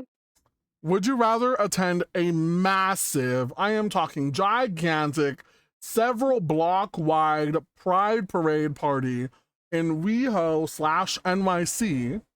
or a small and intimate one in your hometown? Really a small one. A Because I small feel one. like a lot of times with giant crowds, it's ironically more lonely. Mhm. Um, with a smaller parade, there's like room for everybody and it's like not as um like intense, I guess, but that might just be me because I don't super love crowds. Hmm. Um, but I don't know. I like queer crowds. I like Pride Parade crowds because everybody there is there to celebrate. Um, like you know why everybody's there Mm-hmm. and you know who's there. Um The ones who are very vocal about it, and it's kind of funny to me. Like, uh, the Pride Parade I went to last year in my hometown was, there was these, like, people just reading verses from the Bible, Mm-hmm. I know right exactly next what you're to, talking like, about. one of those 12-foot tall Home Depot skeletons that was Mm-hmm. decked out in Pride merchandise. And they were just right next to it reading Bible verses, and I was like, "How can you take yourself seriously?" Honestly.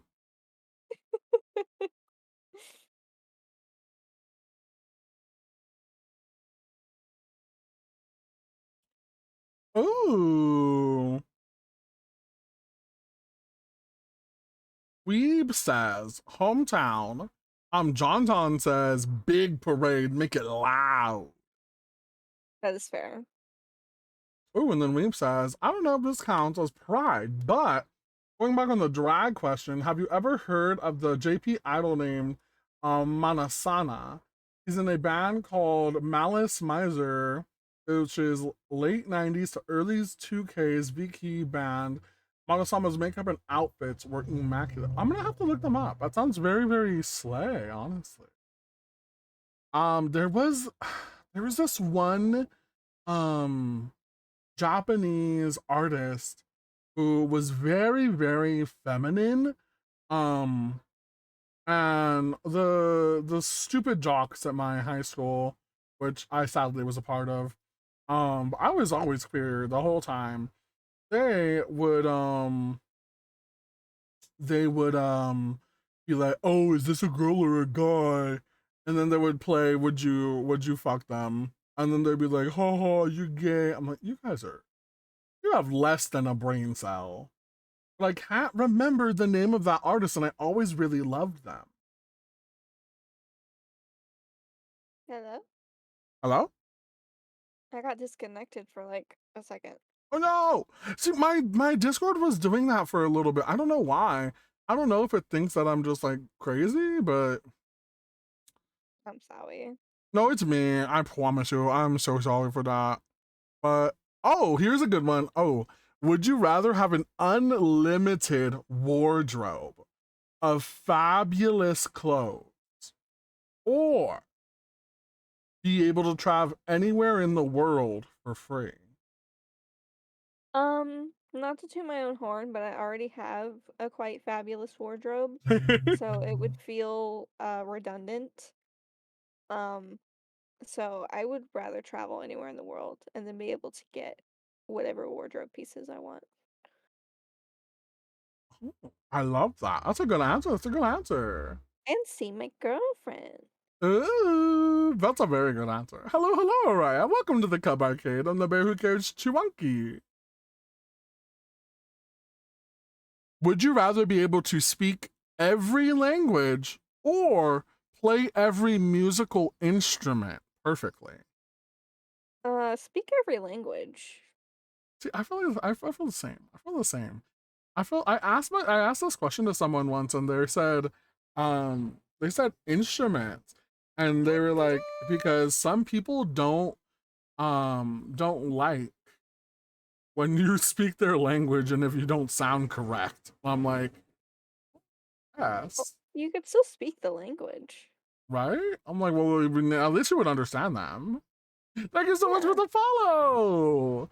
You are now a part of the Cup Arcade. I did see the new Star Wars Hunters Zealous.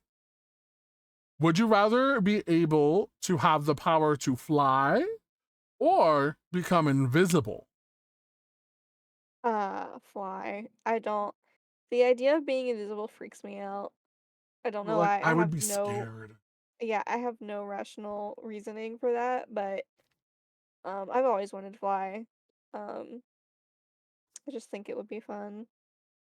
My only thing with flying, everyone says flying is such a cool power, but even though you're able to fly, are you able to go to high altitudes? And it also would probably be very tiring because it would be like, Mm-hmm. you know, it would be energy inducing. There's no way you could fly without getting tired, 100%. 100%. but it would be like a fun workout. Right? I think I'd be No one ripped has to. after it, honestly. Exactly. You don't Are get you ripped after ready driving a car. for Guess That Gay Slang? I am. Lay it on me. All right, everyone. Like I said previously, if you would like to join in on these questions, you can guess, you can give the right answer, you can give a wrong answer. It does not matter. This is a very fun one. This is just what do you think the term means? Oh wow, they're beautiful, Weeb. Thank you. All right, this is the first one, okay? What do you think the term gaydar means? Gaydar is when people think that they can clock when somebody is queer or not, Hmm. based off of like how they talk or how they look or like the people they seem to be interested in. I think it's kind of funny, um, but it's also funny when they're wrong. Or, it's funny when straight people think they have gaydar and then they're like, we can always tell. Uh, but then they can't.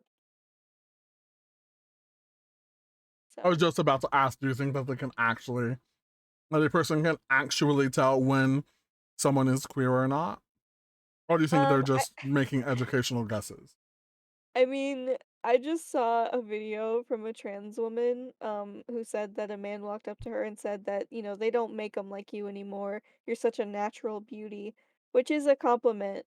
But she said, like, my jawline's $10,000. What are you talking about? So it's like that would be the same people who would claim that they can tell when somebody, I don't know, likes pussy or something, and it's like, no, you can't. Yeah, You that's you a hit lot. you regularly hit on lesbians, I promise you. Promise. I feel like it's funny. I feel like it's Yeah, sometimes funny. It's almost comical. yeah, All right.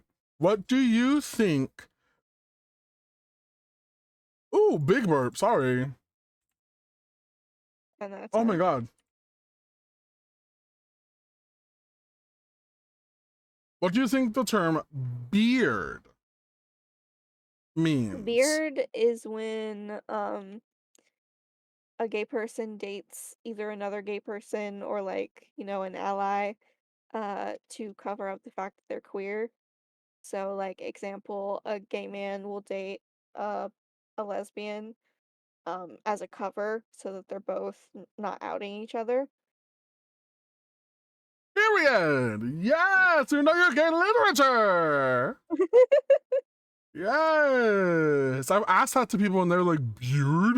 You mean the thing that grow on my face? I'm like, no, gay. All right. Here's this one. It has a 3. This is the 3 for, okay? Okay. What is a I'm gonna make it a 4 for actually. We're going with it. What is a twink? What is an otter? What is a bear? And what is a wolf? Um, a twink is like a skinny um gay man or bisexual man. Um, I think they're just like skinny and frail and hairless most of the time. Um, they're a bit like this, The building. their little nipples, legs. Oh my god. I didn't feel like finishing it. Um, and then a bear is like it's like this. No, that's a boob boob. Oh. That's how my boobas look. Shit.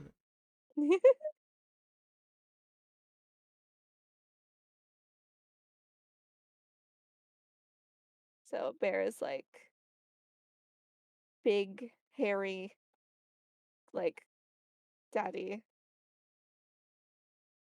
Hey, that's me. I can draw a bear in my sleep. Oh yeah. And this is where Honey did fan art for me. Thank you. Um, Actually, Honey, and I do have art together, and it is so freaking cute. I love it. I'm just so sad I don't use that design anymore. Well, I'll make another one. There.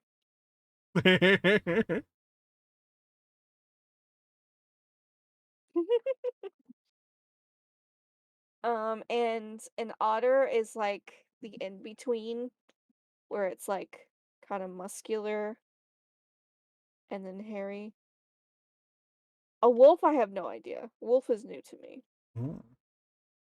So, twink, correct on the spot. Twinks are generally hairless, though. They like to be Yeah. hairless and slim. Um, which slim meaning that they don't need to have abs. There are some people who think that a twink with no abs is not a twink, but a twink does not need to have abs as long as they are slim and hairless. A bear, obviously, very, very self-explanatory, big, chunky man with lots of hair. That's what a bear is. A cub is a chubbier man with less hair than a bear, but it's still chubbier. That's what a chub or sometimes a cub is known as. Cubs are usually younger bears as they haven't gotten that much hair yet, and are growing into their bearhood, as many like to say. An otter is a middle-aged, I like to say a middle-aged twink. It's when a twink grows out of their twink phase. But many people believe an otter to be similar stature of a twink, but hairier. And get this. I'm actually going to be doing a stream on Thursday where we kind of go over a lot of the body shapes and proportions and everything, and about the different subsections of twink. What is a twink? What is a bear? What is an otter? And how different people associate them with different celebrities and different views and everything. But many people believe that you have to be, hi miss, thank you for the rave. Many people believe that you cannot be above 20 years old and still be a twink. Jeez, that's so young. Right? You cannot be, well, like past 20, like in your 30s, you can't be a twink. So you can be a 29 and still be a twink, but you can't be 30 and above and be a twink. And some are saying that 30 and above is when you're entering otter territory. Where some people debating that 30 to 40s is otter, and fox being older than that, being an older gentleman. And then a wolf is debated because people say that wolves are either highly sexual bears with more muscle. I identify a wolf as someone who is extremely muscular with a lot of hair, but not so much chub. I feel like some people confuse wolves and bears a lot to where they'll see a big, hunky, furry, masculine, muscular man with like rippling pecs and like gigantic like forearms and everything. They're super well built, like a hunk, but they just so happen to be hairy. And my thing is, if they didn't have the hair, they'd just be a hunk.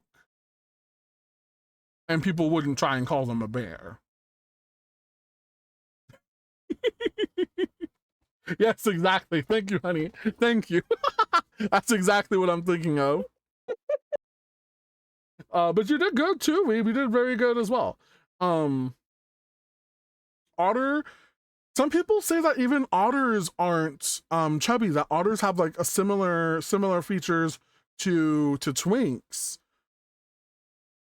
And here's a new one. This one was recently coined off of TikTok.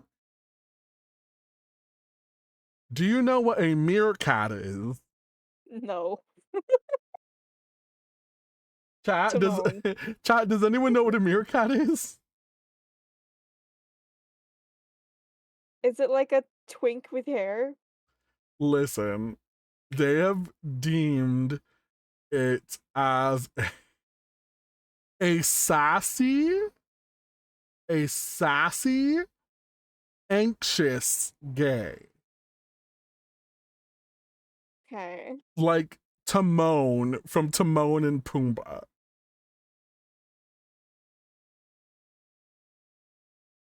Sassy, anxious. I thought these animal names had to do with like um body types. That's what I'm saying. But apparently there's that. And then there's also a big fight over what a fox is.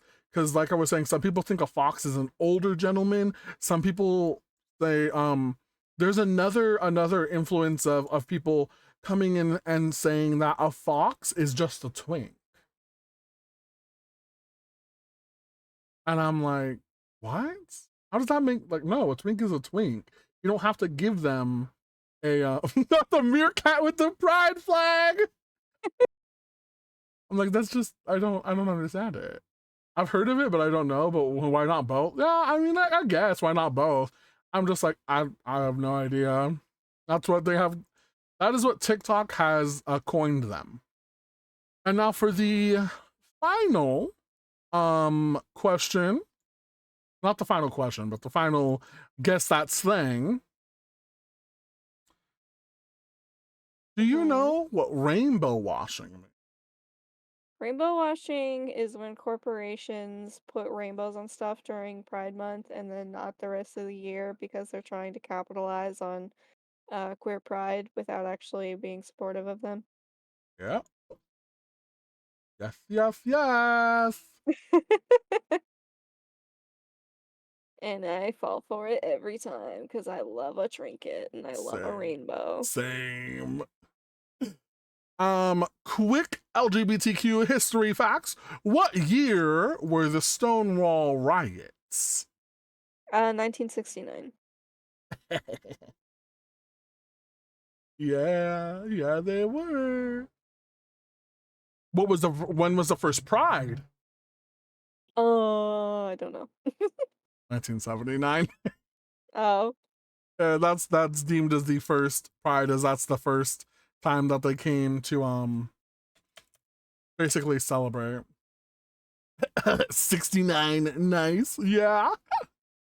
Who was the first openly gay elected official in the United States? oh, fudge. I don't know.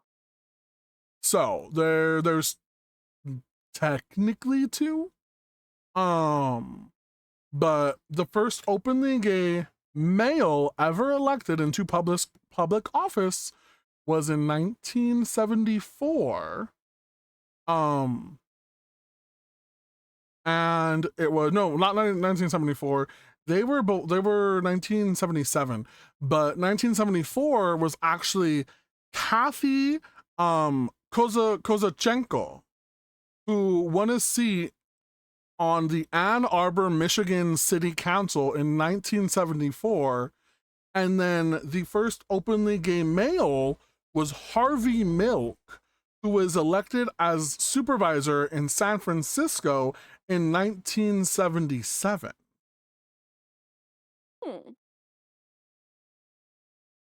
Cool. Yeah, some history.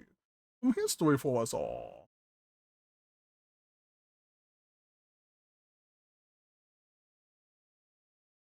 And then our last one for LGBT history. Who is Marsha P. Johnson? The one who threw the first stone at the Stonewall riots. Mm-hmm.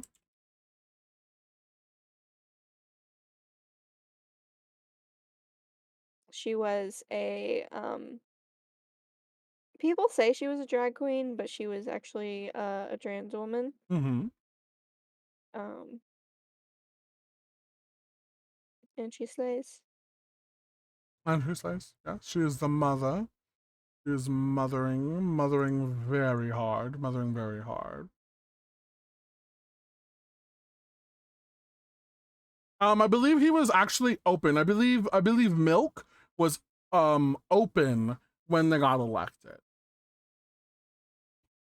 I'm not 100% sure on that. I could be wrong. I could be completely just Stinkerella. But yes. Marsha P. Johnson. Technically there was no the brick at Stonewall is very, very theoretical because nobody knows exactly who threw the very first what or anything like that. And so whenever we say the first brick, it's kind of just like when we're saying they were someone who was there and they were very, very prominent. They were very, very prominent in the gay liberation front, very, very radicalized the Gay Activist Alliance, which was a little bit more modest, but Johnson was involved in the early days of both. She was also active about transphobia in very early gay movements, especially in like the 1970s when her and then Sylvia Rivera founded Star. Do you know what Star is? I think I've heard of it, but I couldn't tell you much about it. It is the Street Transvestite Action Revolutionary. Oh. And it is an organization dedicated to sheltering young transgender individuals who were shunned by their family. Mm. Throughout the 70s, she became more of a prominent member in the gay rights movements. She did do the art of drag, and she was in a big drag group that attracted like many attentions, including Andy Warhol, who actually had Marsha included in the Ladies and Gentlemen prints that he did.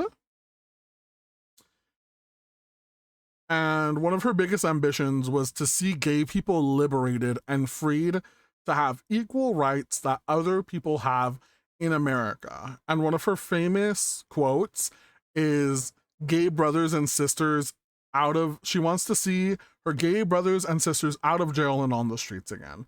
As long as gay people don't have their rights all across America, there is no reason for celebration.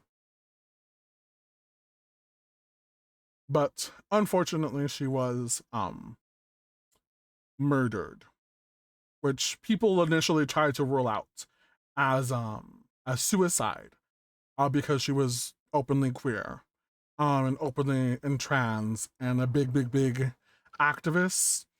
And she was killed, and her body was found in the Hudson River in 1992, which honestly, I think if she played a big part in the 2000s, if she was still alive, I feel like she would have played such a massive part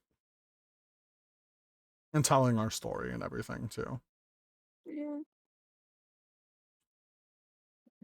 Moving forward, given the origin of Pride being, of course, a riot, how do you feel about modern day celebrations of Pride? I mean, I think that we have a luxury in that we can celebrate in peaceful ways now. There are places in the world where um don't have the rights that we do and the acceptance that we do.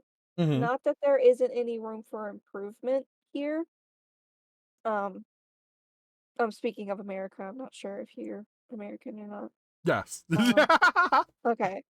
I'm from I'm SoCal. okay. Super, super American. Um, but there are still places where that's not a thing that can happen. Like it's still very, very frowned upon. So we should acknowledge our privilege, but without without being able to publicly celebrate, we have no way of setting an example for places that can't. Mhm.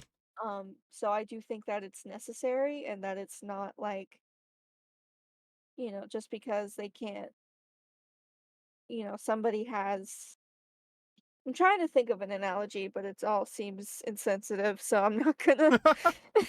No, it's okay. It's okay. I will warn you. I did change up the music for right now from what we were previous listening to as the Pride mix to just some regular lo-fi, as we are going to be getting into some of the more deep and reflective and sometimes harder to answer questions. So if at any time Mhm. if you want to take a little bit more time, or if you would like to come back to a question or anything like that, please let me know, because some of these questions do get a little bit more in depth. I see. Um, with that being said, um, I do agree with you there. I think that a lot of the times, um, some of our youth, can take for granted what we have, um, especially with our modern day celebrations, um, and they kind of find it more of a in tune to celebrates in a way I find more like a party, which is very, very good. But I feel like there should also be a bit more activism in the way that we celebrate Pride, um, and not just sometimes partying. Um, although I do understand that that's the right that we now have to actually be out and to be queer and everything like that. But there are still many places, especially in the United States, where, let me snooze this ad, where we're not free to be who we are, especially like multiple drag bands, multiple transgender bands, and transgender activism that is being shot down by multiple states and all that. Given that, what are some setbacks that you feel have come about with any of the LGBT rights globally? Some setbacks. Setbacks and Um, progress. oh man.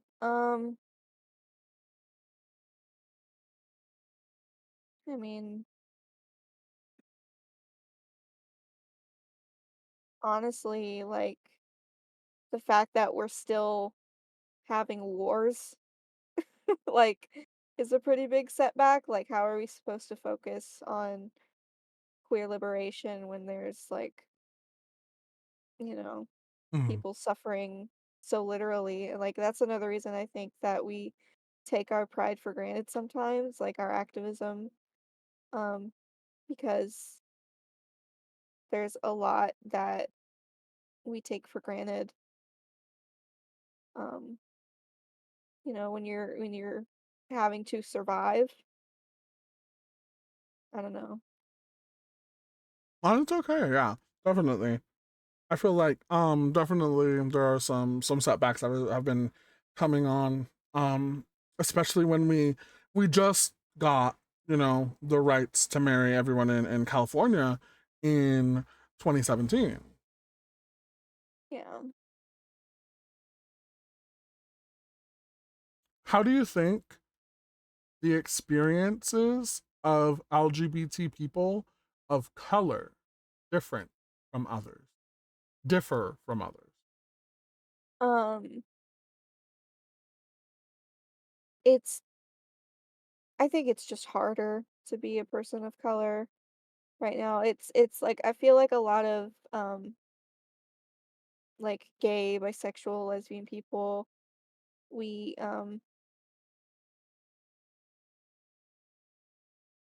we're kind of like whenever conservative or straight people or just haters in general, whenever they talk about the queer community, they kind of use us as like the poster child for it and be like, "Oh, well they're fine."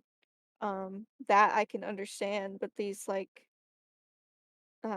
these trans people and these um, you know, black queer people, it's like it's too many layers for them. They don't understand it. They can't look past it. So it goes back to like being palatable Hmm. in in their eyes, which is not it shouldn't be true, but it is for them that you know, and that's why in kids programming it's like lesbian couples or gay dads, like it's like, oh, this is still like a family. Um, but I think there are s- I don't know the statistics, but I think that there are more racists than there are homophobes nowadays. I can Um, definitely see that. Also, welcome but in, Rose. We are doing a Pride Chat interview, so we are going into interviewing our my co-host here, HoneyBSprinkles. hello. And we are at the moment right now going into some of the more nitty gritty, deeper and harder to answer questions about pride and how we feel about different aspects of it, and so on and so forth.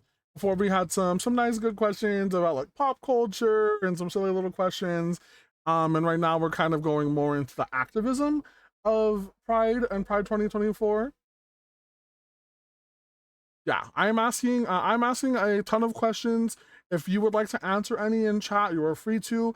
I may not read them, or I may get to read them. But that goes for anyone in chat. If you would like to answer any of these harder to answer questions, you are more than free to. Just know that at the moment I am going to be focusing more on the talk with me and Honey. So if I do see it, I will acknowledge it. With that being said, the same question: how do you think experiences of LGBT people, but now who are disabled, differ from others? I think a lot of people see being queer as a disability, as something that's like if they don't see it as a choice, then they see it as a sickness. Mm, Um, but that's kind of not related. Um, I know that um I have friends who are disabled, like I have friends who have um like who need to use walkers and wheelchairs and stuff like that. So I think that it kind of gets lumped in to the bigger picture where it's like, oh, this is just another thing where you're trying to feel special. Like a lot of times, disabled people are um in the same way they're referred to as like making stuff up or making things out to be a bigger deal than they are, for very real problems. Um, Especially when it comes to invisible disabilities. Um, ones especially that disabilities that aren't visible, too. yeah, Yeah. exactly. Um, so a lot of people will just say that, you want to be special, so that's why you're telling people you have um depression or you're seeing things or whatever and you're gay. That's like that's too many things. Um People it always goes back to stuff that they don't understand. Instead of showing compassion, like even if somebody is making stuff up, like I've had friends make stuff up when we were younger, Hmm. um there's a reason for that. Like they're calling for help for something. They're calling for attention, they're calling for understanding for something, you know. Um but more often than not, they might have the wrong idea of what their issue is. Hmm. Um like I had a friend in school who she didn't under we later talked about this, but at the time she thought that she had multiple personalities, but she actually had bipolar. So she was just like she didn't understand her emotions. So she like turned them into characters to cope with them. Um, but that was never actually the case. Mhm. Um, so I definitely think that it's already hard to be a gay person and then hard to be a black person, hard to be a disabled person in this social climate that we're in. Mhm. It I think at one point it wasn't I think it's always been hard, but at one point in time, I feel like we were on the up and up with understanding, but then like the news and media Mhm. conglomerates and stuff have started capitalizing on bigotry, Mhm. like Mhm. Fox News, for example. Yeah. Every time I see it, they're talking about something that nobody asked them to talk about. And it's or like, alpha male podcasts and stuff. Like, do you actually believe these things? Or are you just Or you're just saying it for spouting the views and the clouts and yeah. the Like, do the people watching even actually believe these things, or does it just make them feel more justified in their hatred? Mhm. Like, are you actually worried about trans women in the bathroom? I Or you're literally was just at a saying that. yeah, I was Yeah. literally at a family reunion a few years ago, and my grandma was like, "Yeah, there's never been a problem with trans people in the bathroom, but like that doesn't mean there can't be." And I was like, "You literally just said with your own words that it has not been a problem and that Mhm. you weren't making it a problem." Mhm. Mhm. Which leads me to the it's the same question which we've already gone over partially as well, but the same question, but now instead of being a person of color or disabled, being a person who does not identify with their born gender, transgender, non-binary, etc. And I feel like we've touched on that topic going Yeah, through both of 'cause those as well. I consider transgender, gender non-conforming stuff as queer to me. I feel like Mm-hmm. that umbrella term encapsulates them too for me. Um So that's why I was touching on that as well Mm-hmm. when we were Mm-hmm. talking about it before. Yes, yes, definitely, definitely.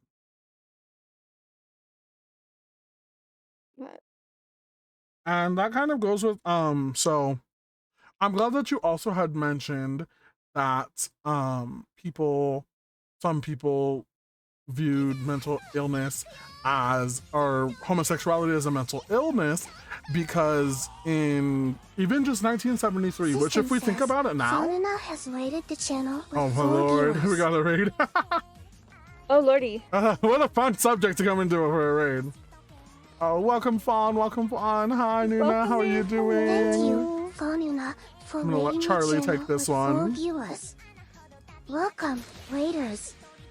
We're excited to have you all join us in the Kaba Cave.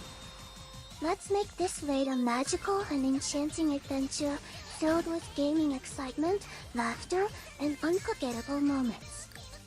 Get ready for a whimsical gaming experience in the arcade. Welcome in, Raiders. Hello, hello, hello. If you don't know who I am the chunky yet funky Chewunky, and I'm here with my co-host HoneyBSprinkles for our Pride Chat. I am going to warn you right here and right now that this is a bit of a deeper conversation regarding LGBT rights, activisms, a small bit of politics, and it may be triggering to those who have any sort of triggering with LGBT. If you have any trauma regarding it, then please feel free to go and come back to the Club Arcade sometime soon. But I would just like to let you all know viewer discretion is advised. With that being said, welcome on in, Raiders. I hope you had an absolutely wonderful time. Hi, Nuna. You get to see a sneak peek of what your interview will be like. Since these are the questions that I'm going to be using for most of my interviews, shaking it up here and there, adding some new ones. And then of course we're going to be having different stuff going on in the background as well. So I'd like to welcome you on in. If you need to raid and run, I completely understand. Please welcome your community here. Um, Your community is welcome here. I promise if you need to go, you're there in very good hands. But right now we are kind of talking about the intersectionality of LGBTQIA2S plus community. Um, but like I was saying, in 1973, the APA barely removed homosexuality as a mental illness from the APA, from the American Psychiatric Association. And some people still view it that way, even though it has been taken off. And more than 40 years later, we are still fighting against the discrimination practices that are within it, because there's still states in there who do what we know as conversion therapy. Um, and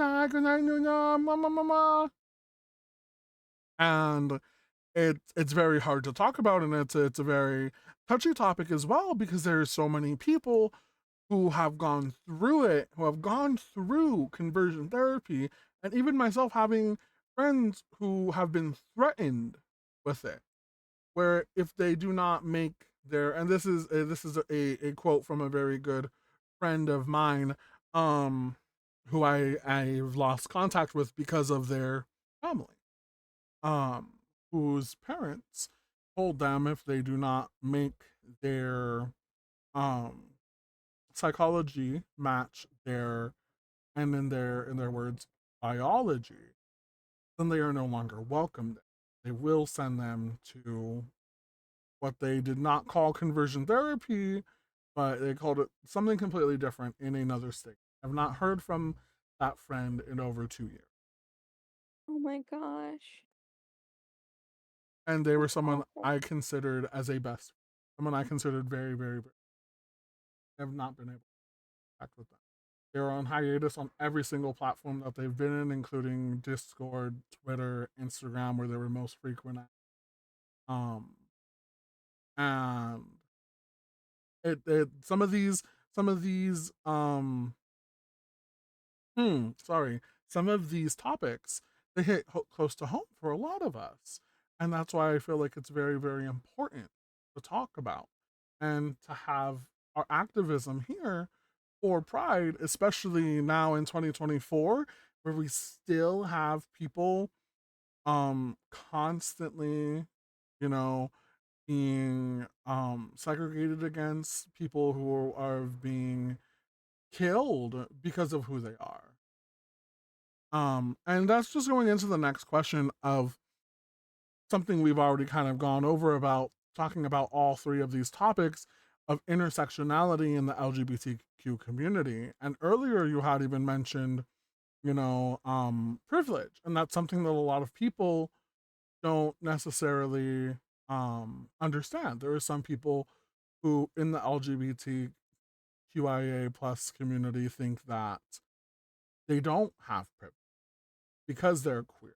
And as that may come, that you are queer and you do not have that privilege with your sexuality or maybe your gender, but there are tons and tons of different things that many of us don't think about when it comes to the privilege, which includes being BIPOC, being a person of color, being a disabled individual, being a person who doesn't identify as their born gender, in which I hit many of these. I am a Chicano non-binary person, and I identify very plainly as such. I dress femininely in a masculine body, which many people don't and don't get. And I still have privilege, however, because I am still a man, and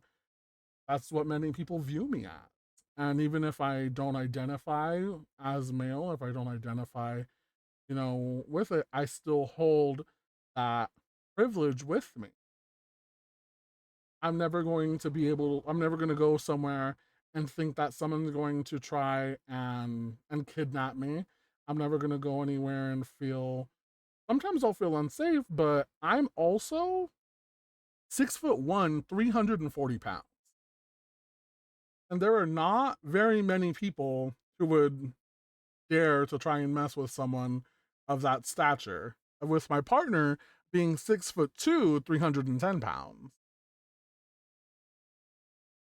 And I feel like a lot of times, a lot of moments, um there are some moments where even I, you know, don't really view my own privilege.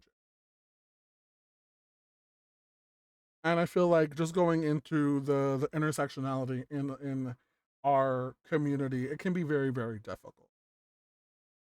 Yeah.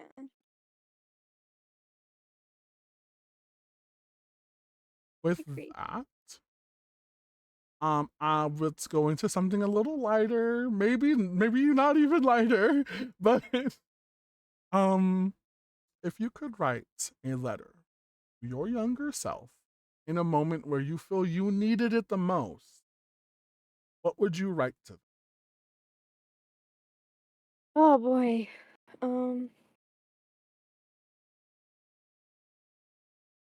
you know, it is kind of sad because I want to say something like, it gets better or whatever, but I've kind of been in the same kind of place for like physically and mentally for like a few years now.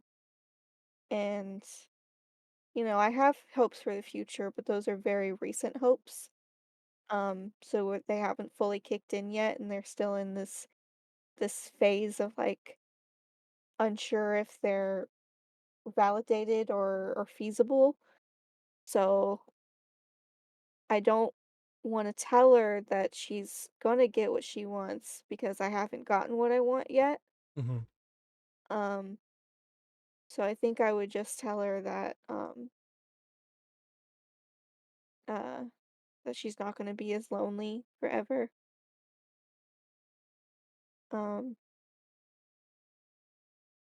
and that, friends are gonna come and go, lovers are gonna come and go, but she'll always have me and I'll always have her. Um,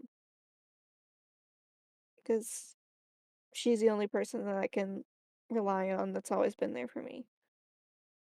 So I think I would just thank her for sticking through it, for getting through it, so that I can be who I am now. That's very, very, very, very sweet sentiment. Even when looking, you know, forward, I hope that have that same um enlightenment. And I always see I see you and view you as a friend and a colleague. Whenever I see your post, Oh, I always wish you the best, and I hope that you're the best you could ever be. And I don't want to cry. I don't want to cry. I don't want to cry. I don't want to cry.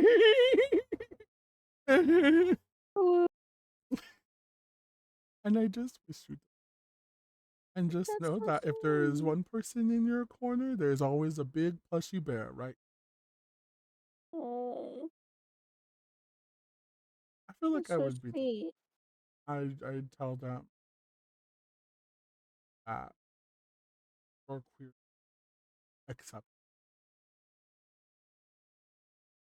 For me, I think I'd say the cliche better, and you will find someone who loves you more than you will ever know. Open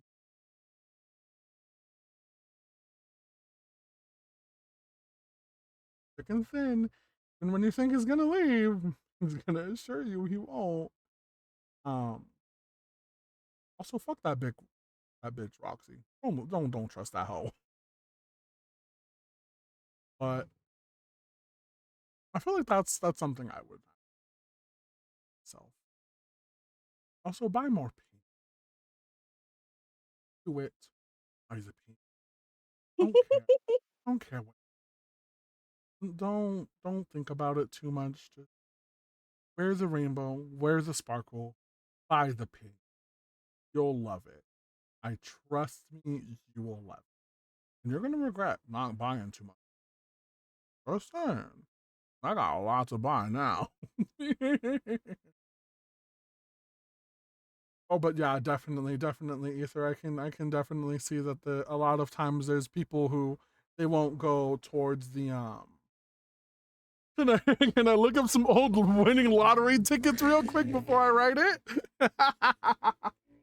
Yeah, yeah. Hey, make sure to vote on horse number at the track real quick, okay?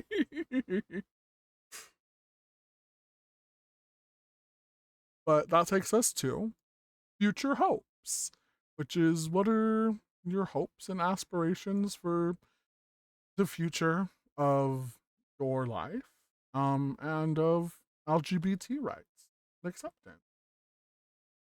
Um, for my life, I am currently looking forward to, in a few years or so, moving out, um, going somewhere with more opportunities and more people to meet.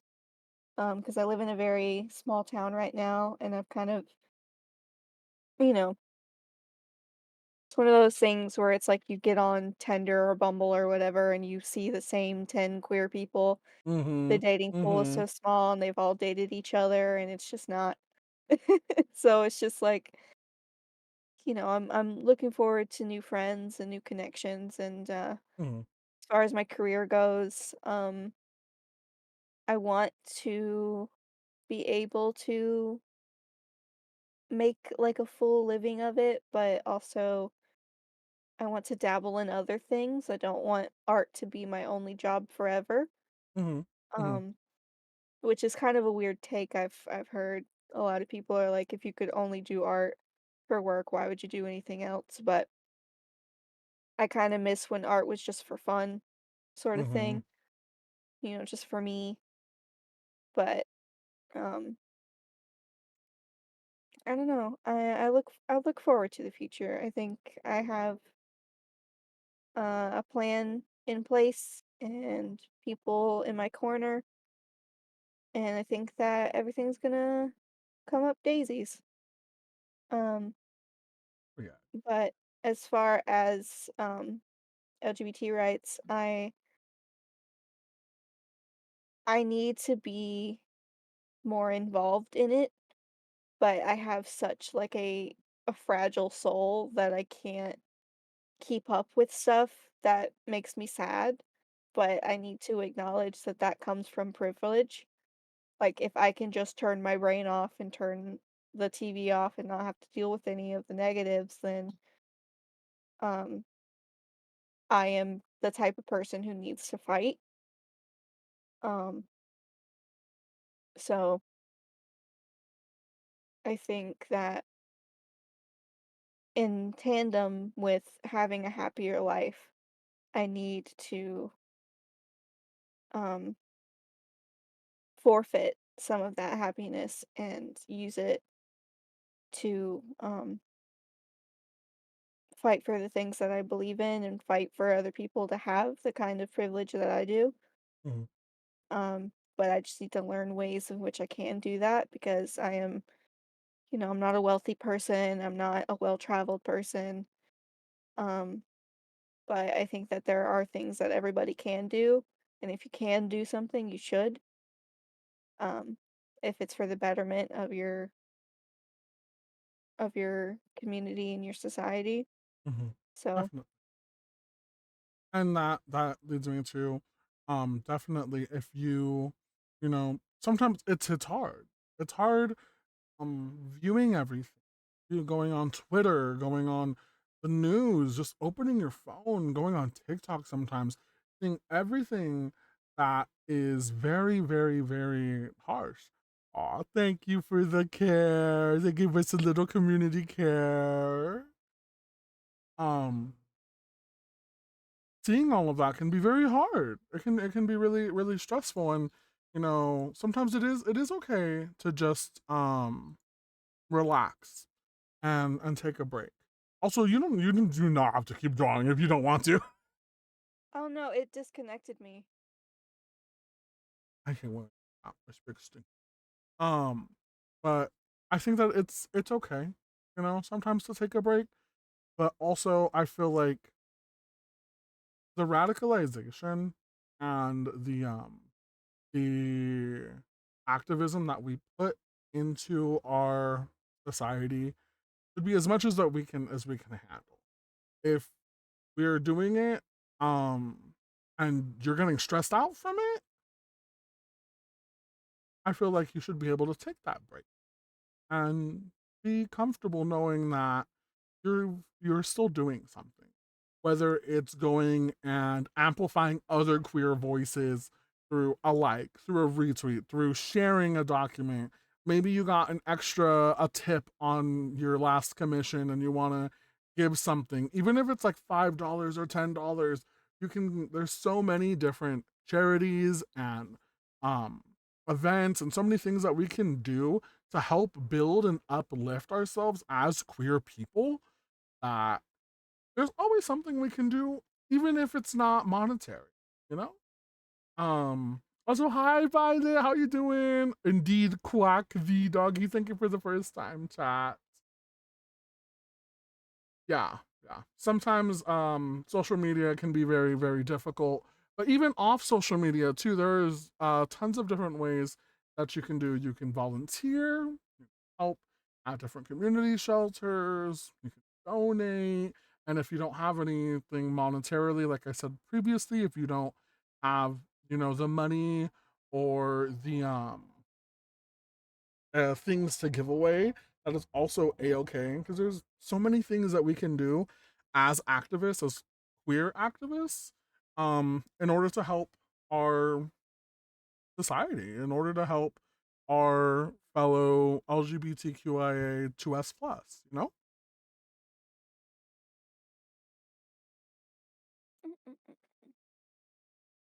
which leads me into, what does pride mean to you? Um, Pride to me means just being able to be calm, being able to be sturdy. Mm, Um, I don't tend to celebrate in a very loud way. I went to Pride Month parade last year, but that was my first time. mhm. And let me move to. But yeah, I was just gonna move us in the middle.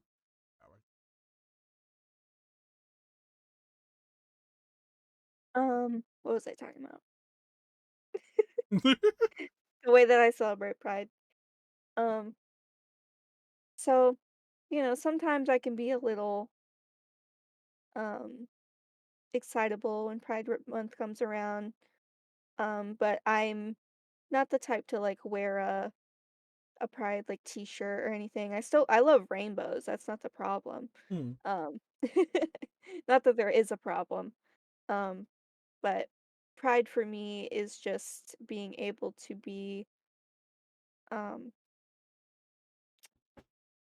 sturdy, structured, to feel content in who mm. I am. Um not have to be worried about what other people think of it. I can definitely. I feel like it kind of encompasses a lot of different that. Why is it going big? Hello. For your For your pride. pride. I feel like pride is definitely, pride to me is a sense of accomplishment with any little thing I decide to pursue, fulfilled and completed to reach my. That's very nice, Ether. That's very, very nice. I can see that's a very good one. For me, I feel like it means Get that bread. get that brain, get that head, then leave. Then leave. Then leave. Peace out. I didn't know this was gonna be on the test. How do you envision the LGBT community evolving in the next decade? I hope that it evolves for the better. Um, I will say that as I promise this is relevant, but as a former Instagram artist, I've come to realize that the kids these days experience identity in a very different way, and it I would rather it go forward in this direction than go backward to where we're all shameful of things. But um just as an example, I used the rainbow pride flag to represent a gay male OC of mine, and I had comments saying that's the wrong flag, you're supposed to use the blue flag, the new one, blah blah blah. But then I used the blue one and people told me that that was wrong. So there's like this huge battle of like what labels and flags and stuff are correct, but not in a like fighting against homophobia way or like trying to encourage education on LGBT issues.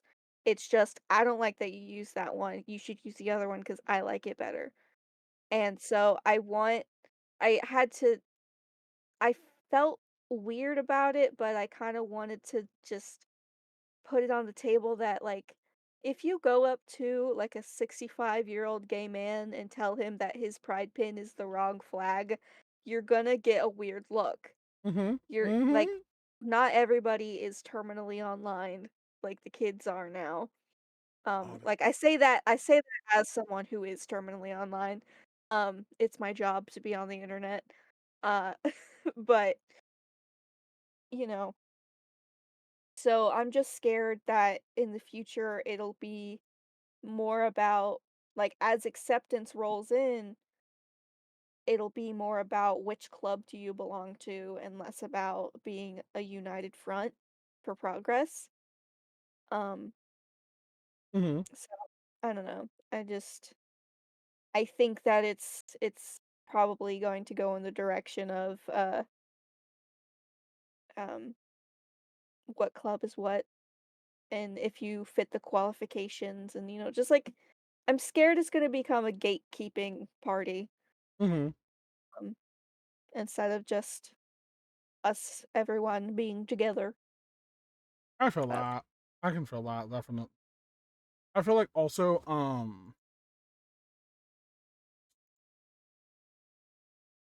I've always been a big activist, right? I've always been somebody who since college, I have been somebody who kind of like broke the cookie cutter, broke the mold, and I've always wanted to oh, excuse me.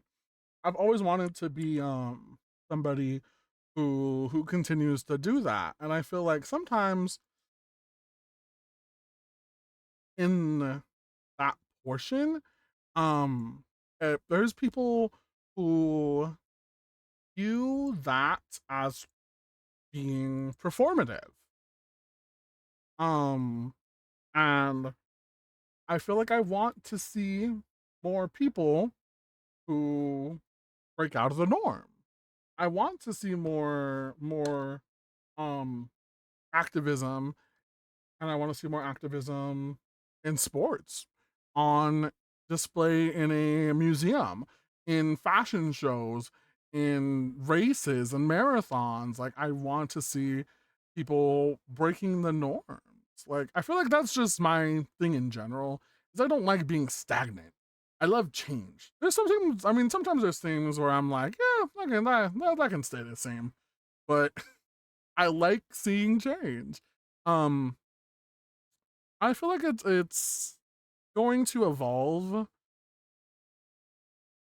and I work for a middle school. If people don't know, I work for a middle school. I'm with all the skibbities. I'm with all the skibbities, the Rizzlers, the Gen, the Alpha Omega, the I don't know what the hell they want. I don't know. They don't know what they're saying half of the time. It worries me because I feel like they're gonna say something and they're not gonna know it's offensive to someone who knows what it means. I'm like, oh, guys. I just hope that they learn that they learn that words have meanings, that things have meanings other than what's up front. That's a big thing. There's a lot of these kids who will say something and they won't know what it means. I'm like, why are you saying it if you don't know what it means?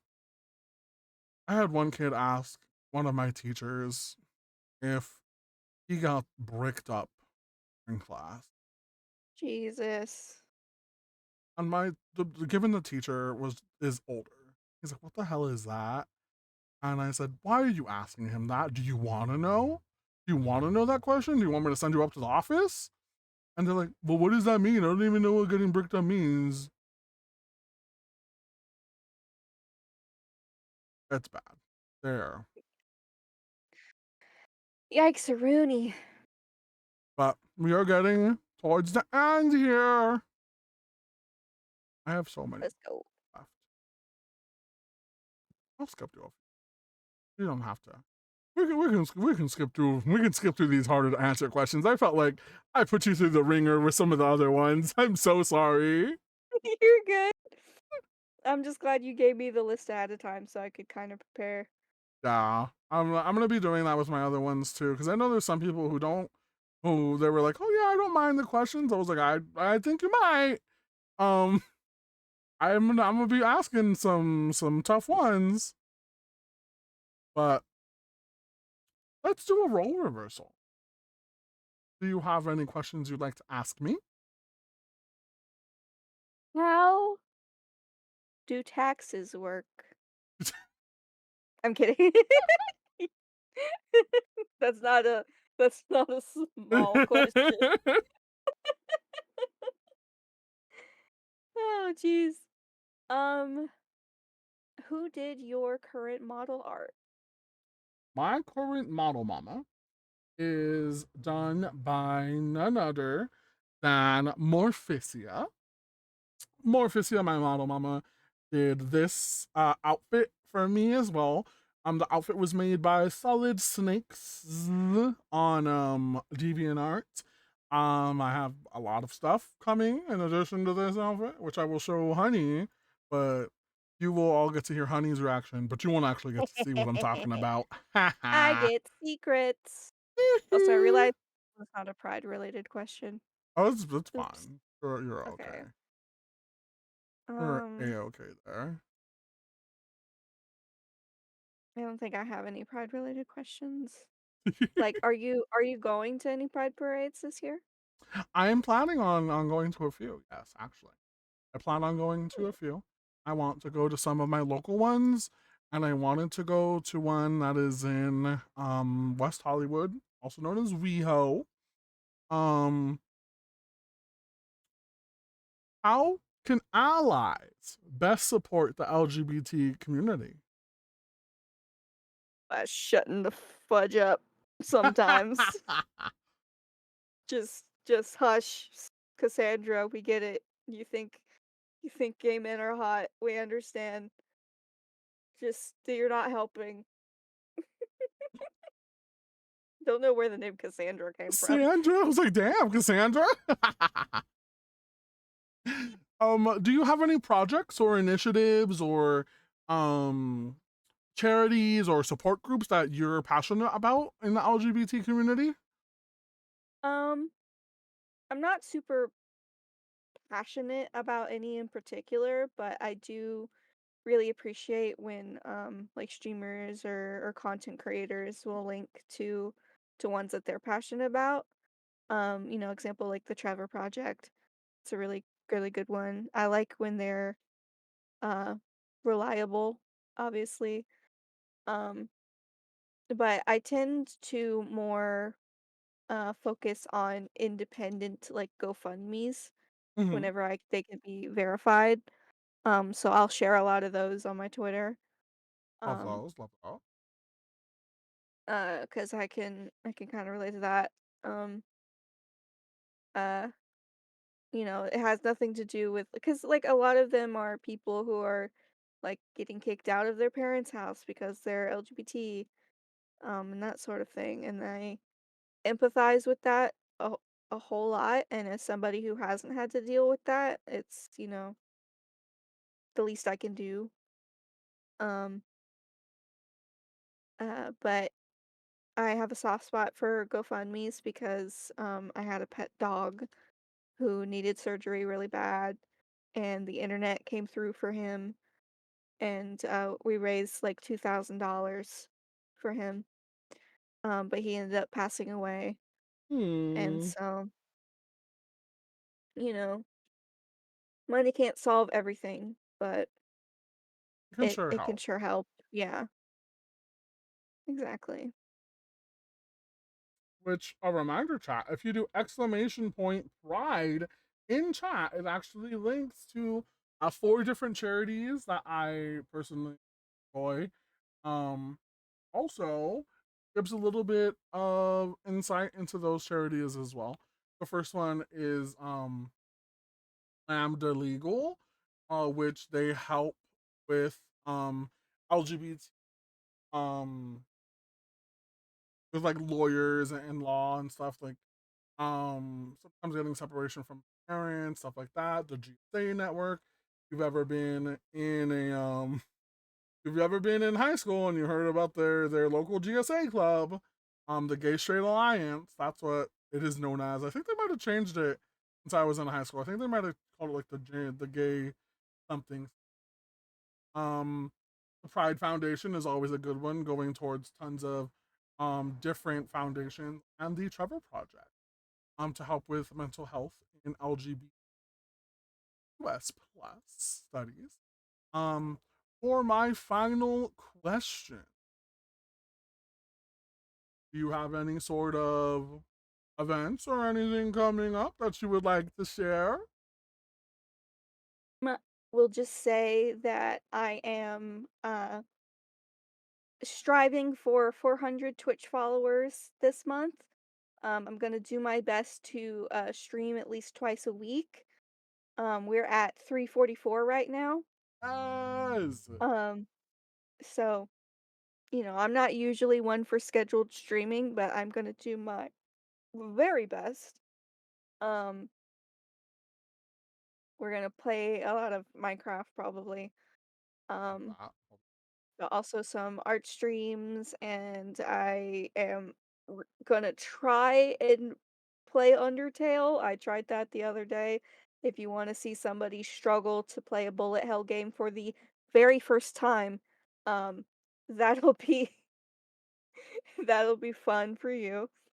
Um, I'm a variety streamer, so you'll never know what we're gonna getting up to. Also do hand cam streams where I make jewelry and stuff. Um, so yeah, that's the plan for this month. In honor of Pride, I am going to strive for my next goal. Yes. Thank you for everything. And now, chat. It is your time. Do y'all have any questions? Do you guys have any questions for me, for Honey, for any advice? Shoot them. Let's go. Ask us your question. Mazo! Oh my goodness, that's the time for a raid too. Wow. System says Crazy. Let's Masotato move has more in the rated the middle. channel with 6 viewers. Left. Oh, so sorry. Yeah. Yeah. Thank you, Masotato, for rating the channel with 6 viewers. Welcome, raiders. We're thrilled Sorry. to have you all join us in the I had to. Cave. Let's make this raid a potato-tastic adventure filled with gaming fun, laughter, and unforgettable moments. Get ready for a spectacular time in the arcade.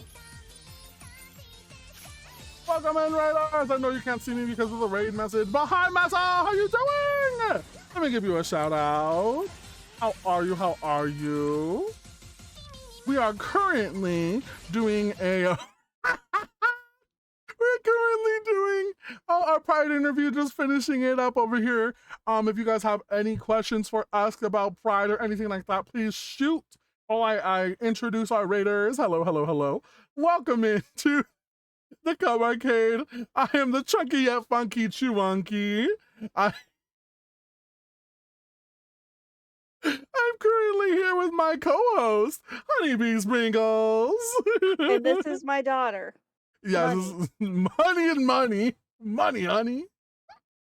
If you don't know who I am, I usually play FPS games like Overwatch 2, Apex Legends, Valorant, Fortnite, etc. I'm also partial to other games like Genshin Impact, Cookie Run Kingdom, Cult of the Lamb, Dungeons and Dragons, and I am also a pixel artist. I do pixel art, emotes, slap badges, overlays, etc. You name it, and I'll try and pixel it. Welcome, welcome, welcome, everyone. Thank you so much. I really, really appreciate the raid and for y'all to come in. Oh, it was so good. Despite being mad at games, still had a much scuff today. It was screamerty. We did a bit of food guesser at the end, which was fun to learn. That's so cool. I love that. Okay, so we have a question from Rose. It says, this is a question for you both. Sorry if it sounds loaded, but what is something you would do to protect your younger self? Mm, I don't particularly want to go into the situation, but I would just like I don't know. You can definitely scapegoat it too. You're okay. You don't have to. No, I can just say this. Check on your kids. If they seem like they're being mistreated, um, don't sweep it under the rug and just assume that it's part of being a kid. My model is he is in He's yeah. seeping. Yeah, he eepy right now. Um when the kids are quiet, you know. I same for me. Um the internet is not a safe place. Let's just say that. Mm, That was mine. What I would do to protect my younger self. well, since Trunky is asleep, I am the host now. Yes. Honey is hosting now. Honey is hosting. Welcome to the Stern News Network. I'm your host, HoneyBSprinkles. Why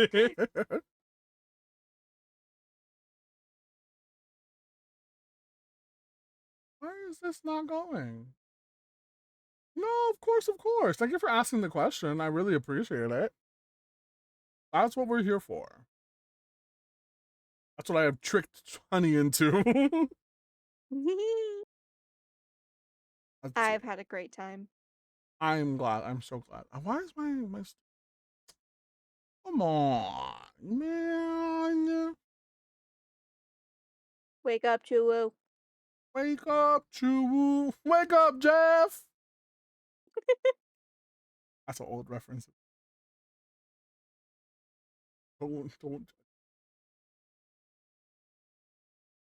Not even that old. Wow. Now I'm back. I guess that was wild. That was a wild time right there. Wild, crazy banana bonkers. And with that, um, I'm so sorry, Mazel, you just rated us, but we are ending right now. Here, let me. I should have done this when I knew we were gonna. Should have stopped the raid a while ago. But we are gonna be rating. I am gonna be rating another queer person. Another queer person. We are going to be rating oh my gosh, so many gays on today. For your pride. For your pride.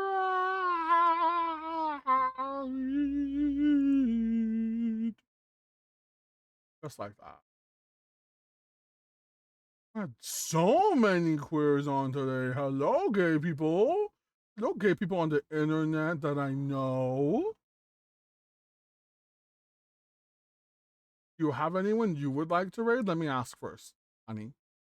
Oh, we are the only ones that I follow that are live right now. Oh,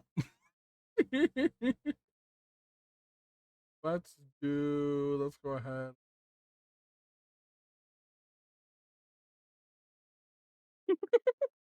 Yeah. Why do I have to ask myself that question?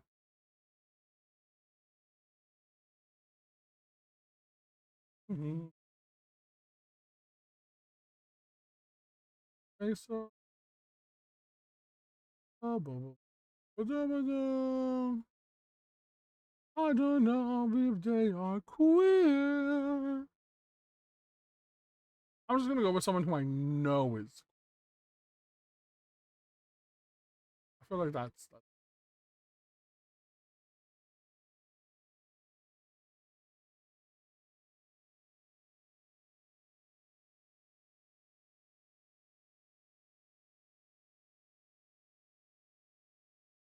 all right. We're gonna be rating Roy Chiato. My kid ain't getting no internet. I'll sit with them until I can trust them to not accept messages from crazy folks. Honestly, real. Here is the Pride Raid. The first raid message is if you are following. The second raid message is for if you are subscribed. Here is the first raid message. And then the second raid message. Bada boom, bada bing. Heck yeah, gamers. Let's go and show our love over there. Thank you again, honey, for everything. Thank you for being my co host today. We will be back if you are not sure. We are going to be all over the place this month with tons and tons of streams. My stream schedule is booked. Hell Bless me. yeah. Tomorrow I am going to be having a bear stream with the one and only Rico Pineapple. We're both gonna be shirtless Bara Bear boys, Hell cursing yeah. a lot, and that's gonna be an 18 plus stream for sure. We are an 18 plus community, but I am matching all of my interviewees. So if my interviewee is 18 plus as well, we are still 18 plus. If my interviewee is 16 plus, we are 16 plus. But I will not allow a follow from a minor. So if you are a minor who has followed me today, please make sure to unfollow. But thank you for participating in our Pride chat. I just need to make sure to spread the pride to the youngsters and let them be educated. All right, everybody, we're raiding. Goodbye. Love you.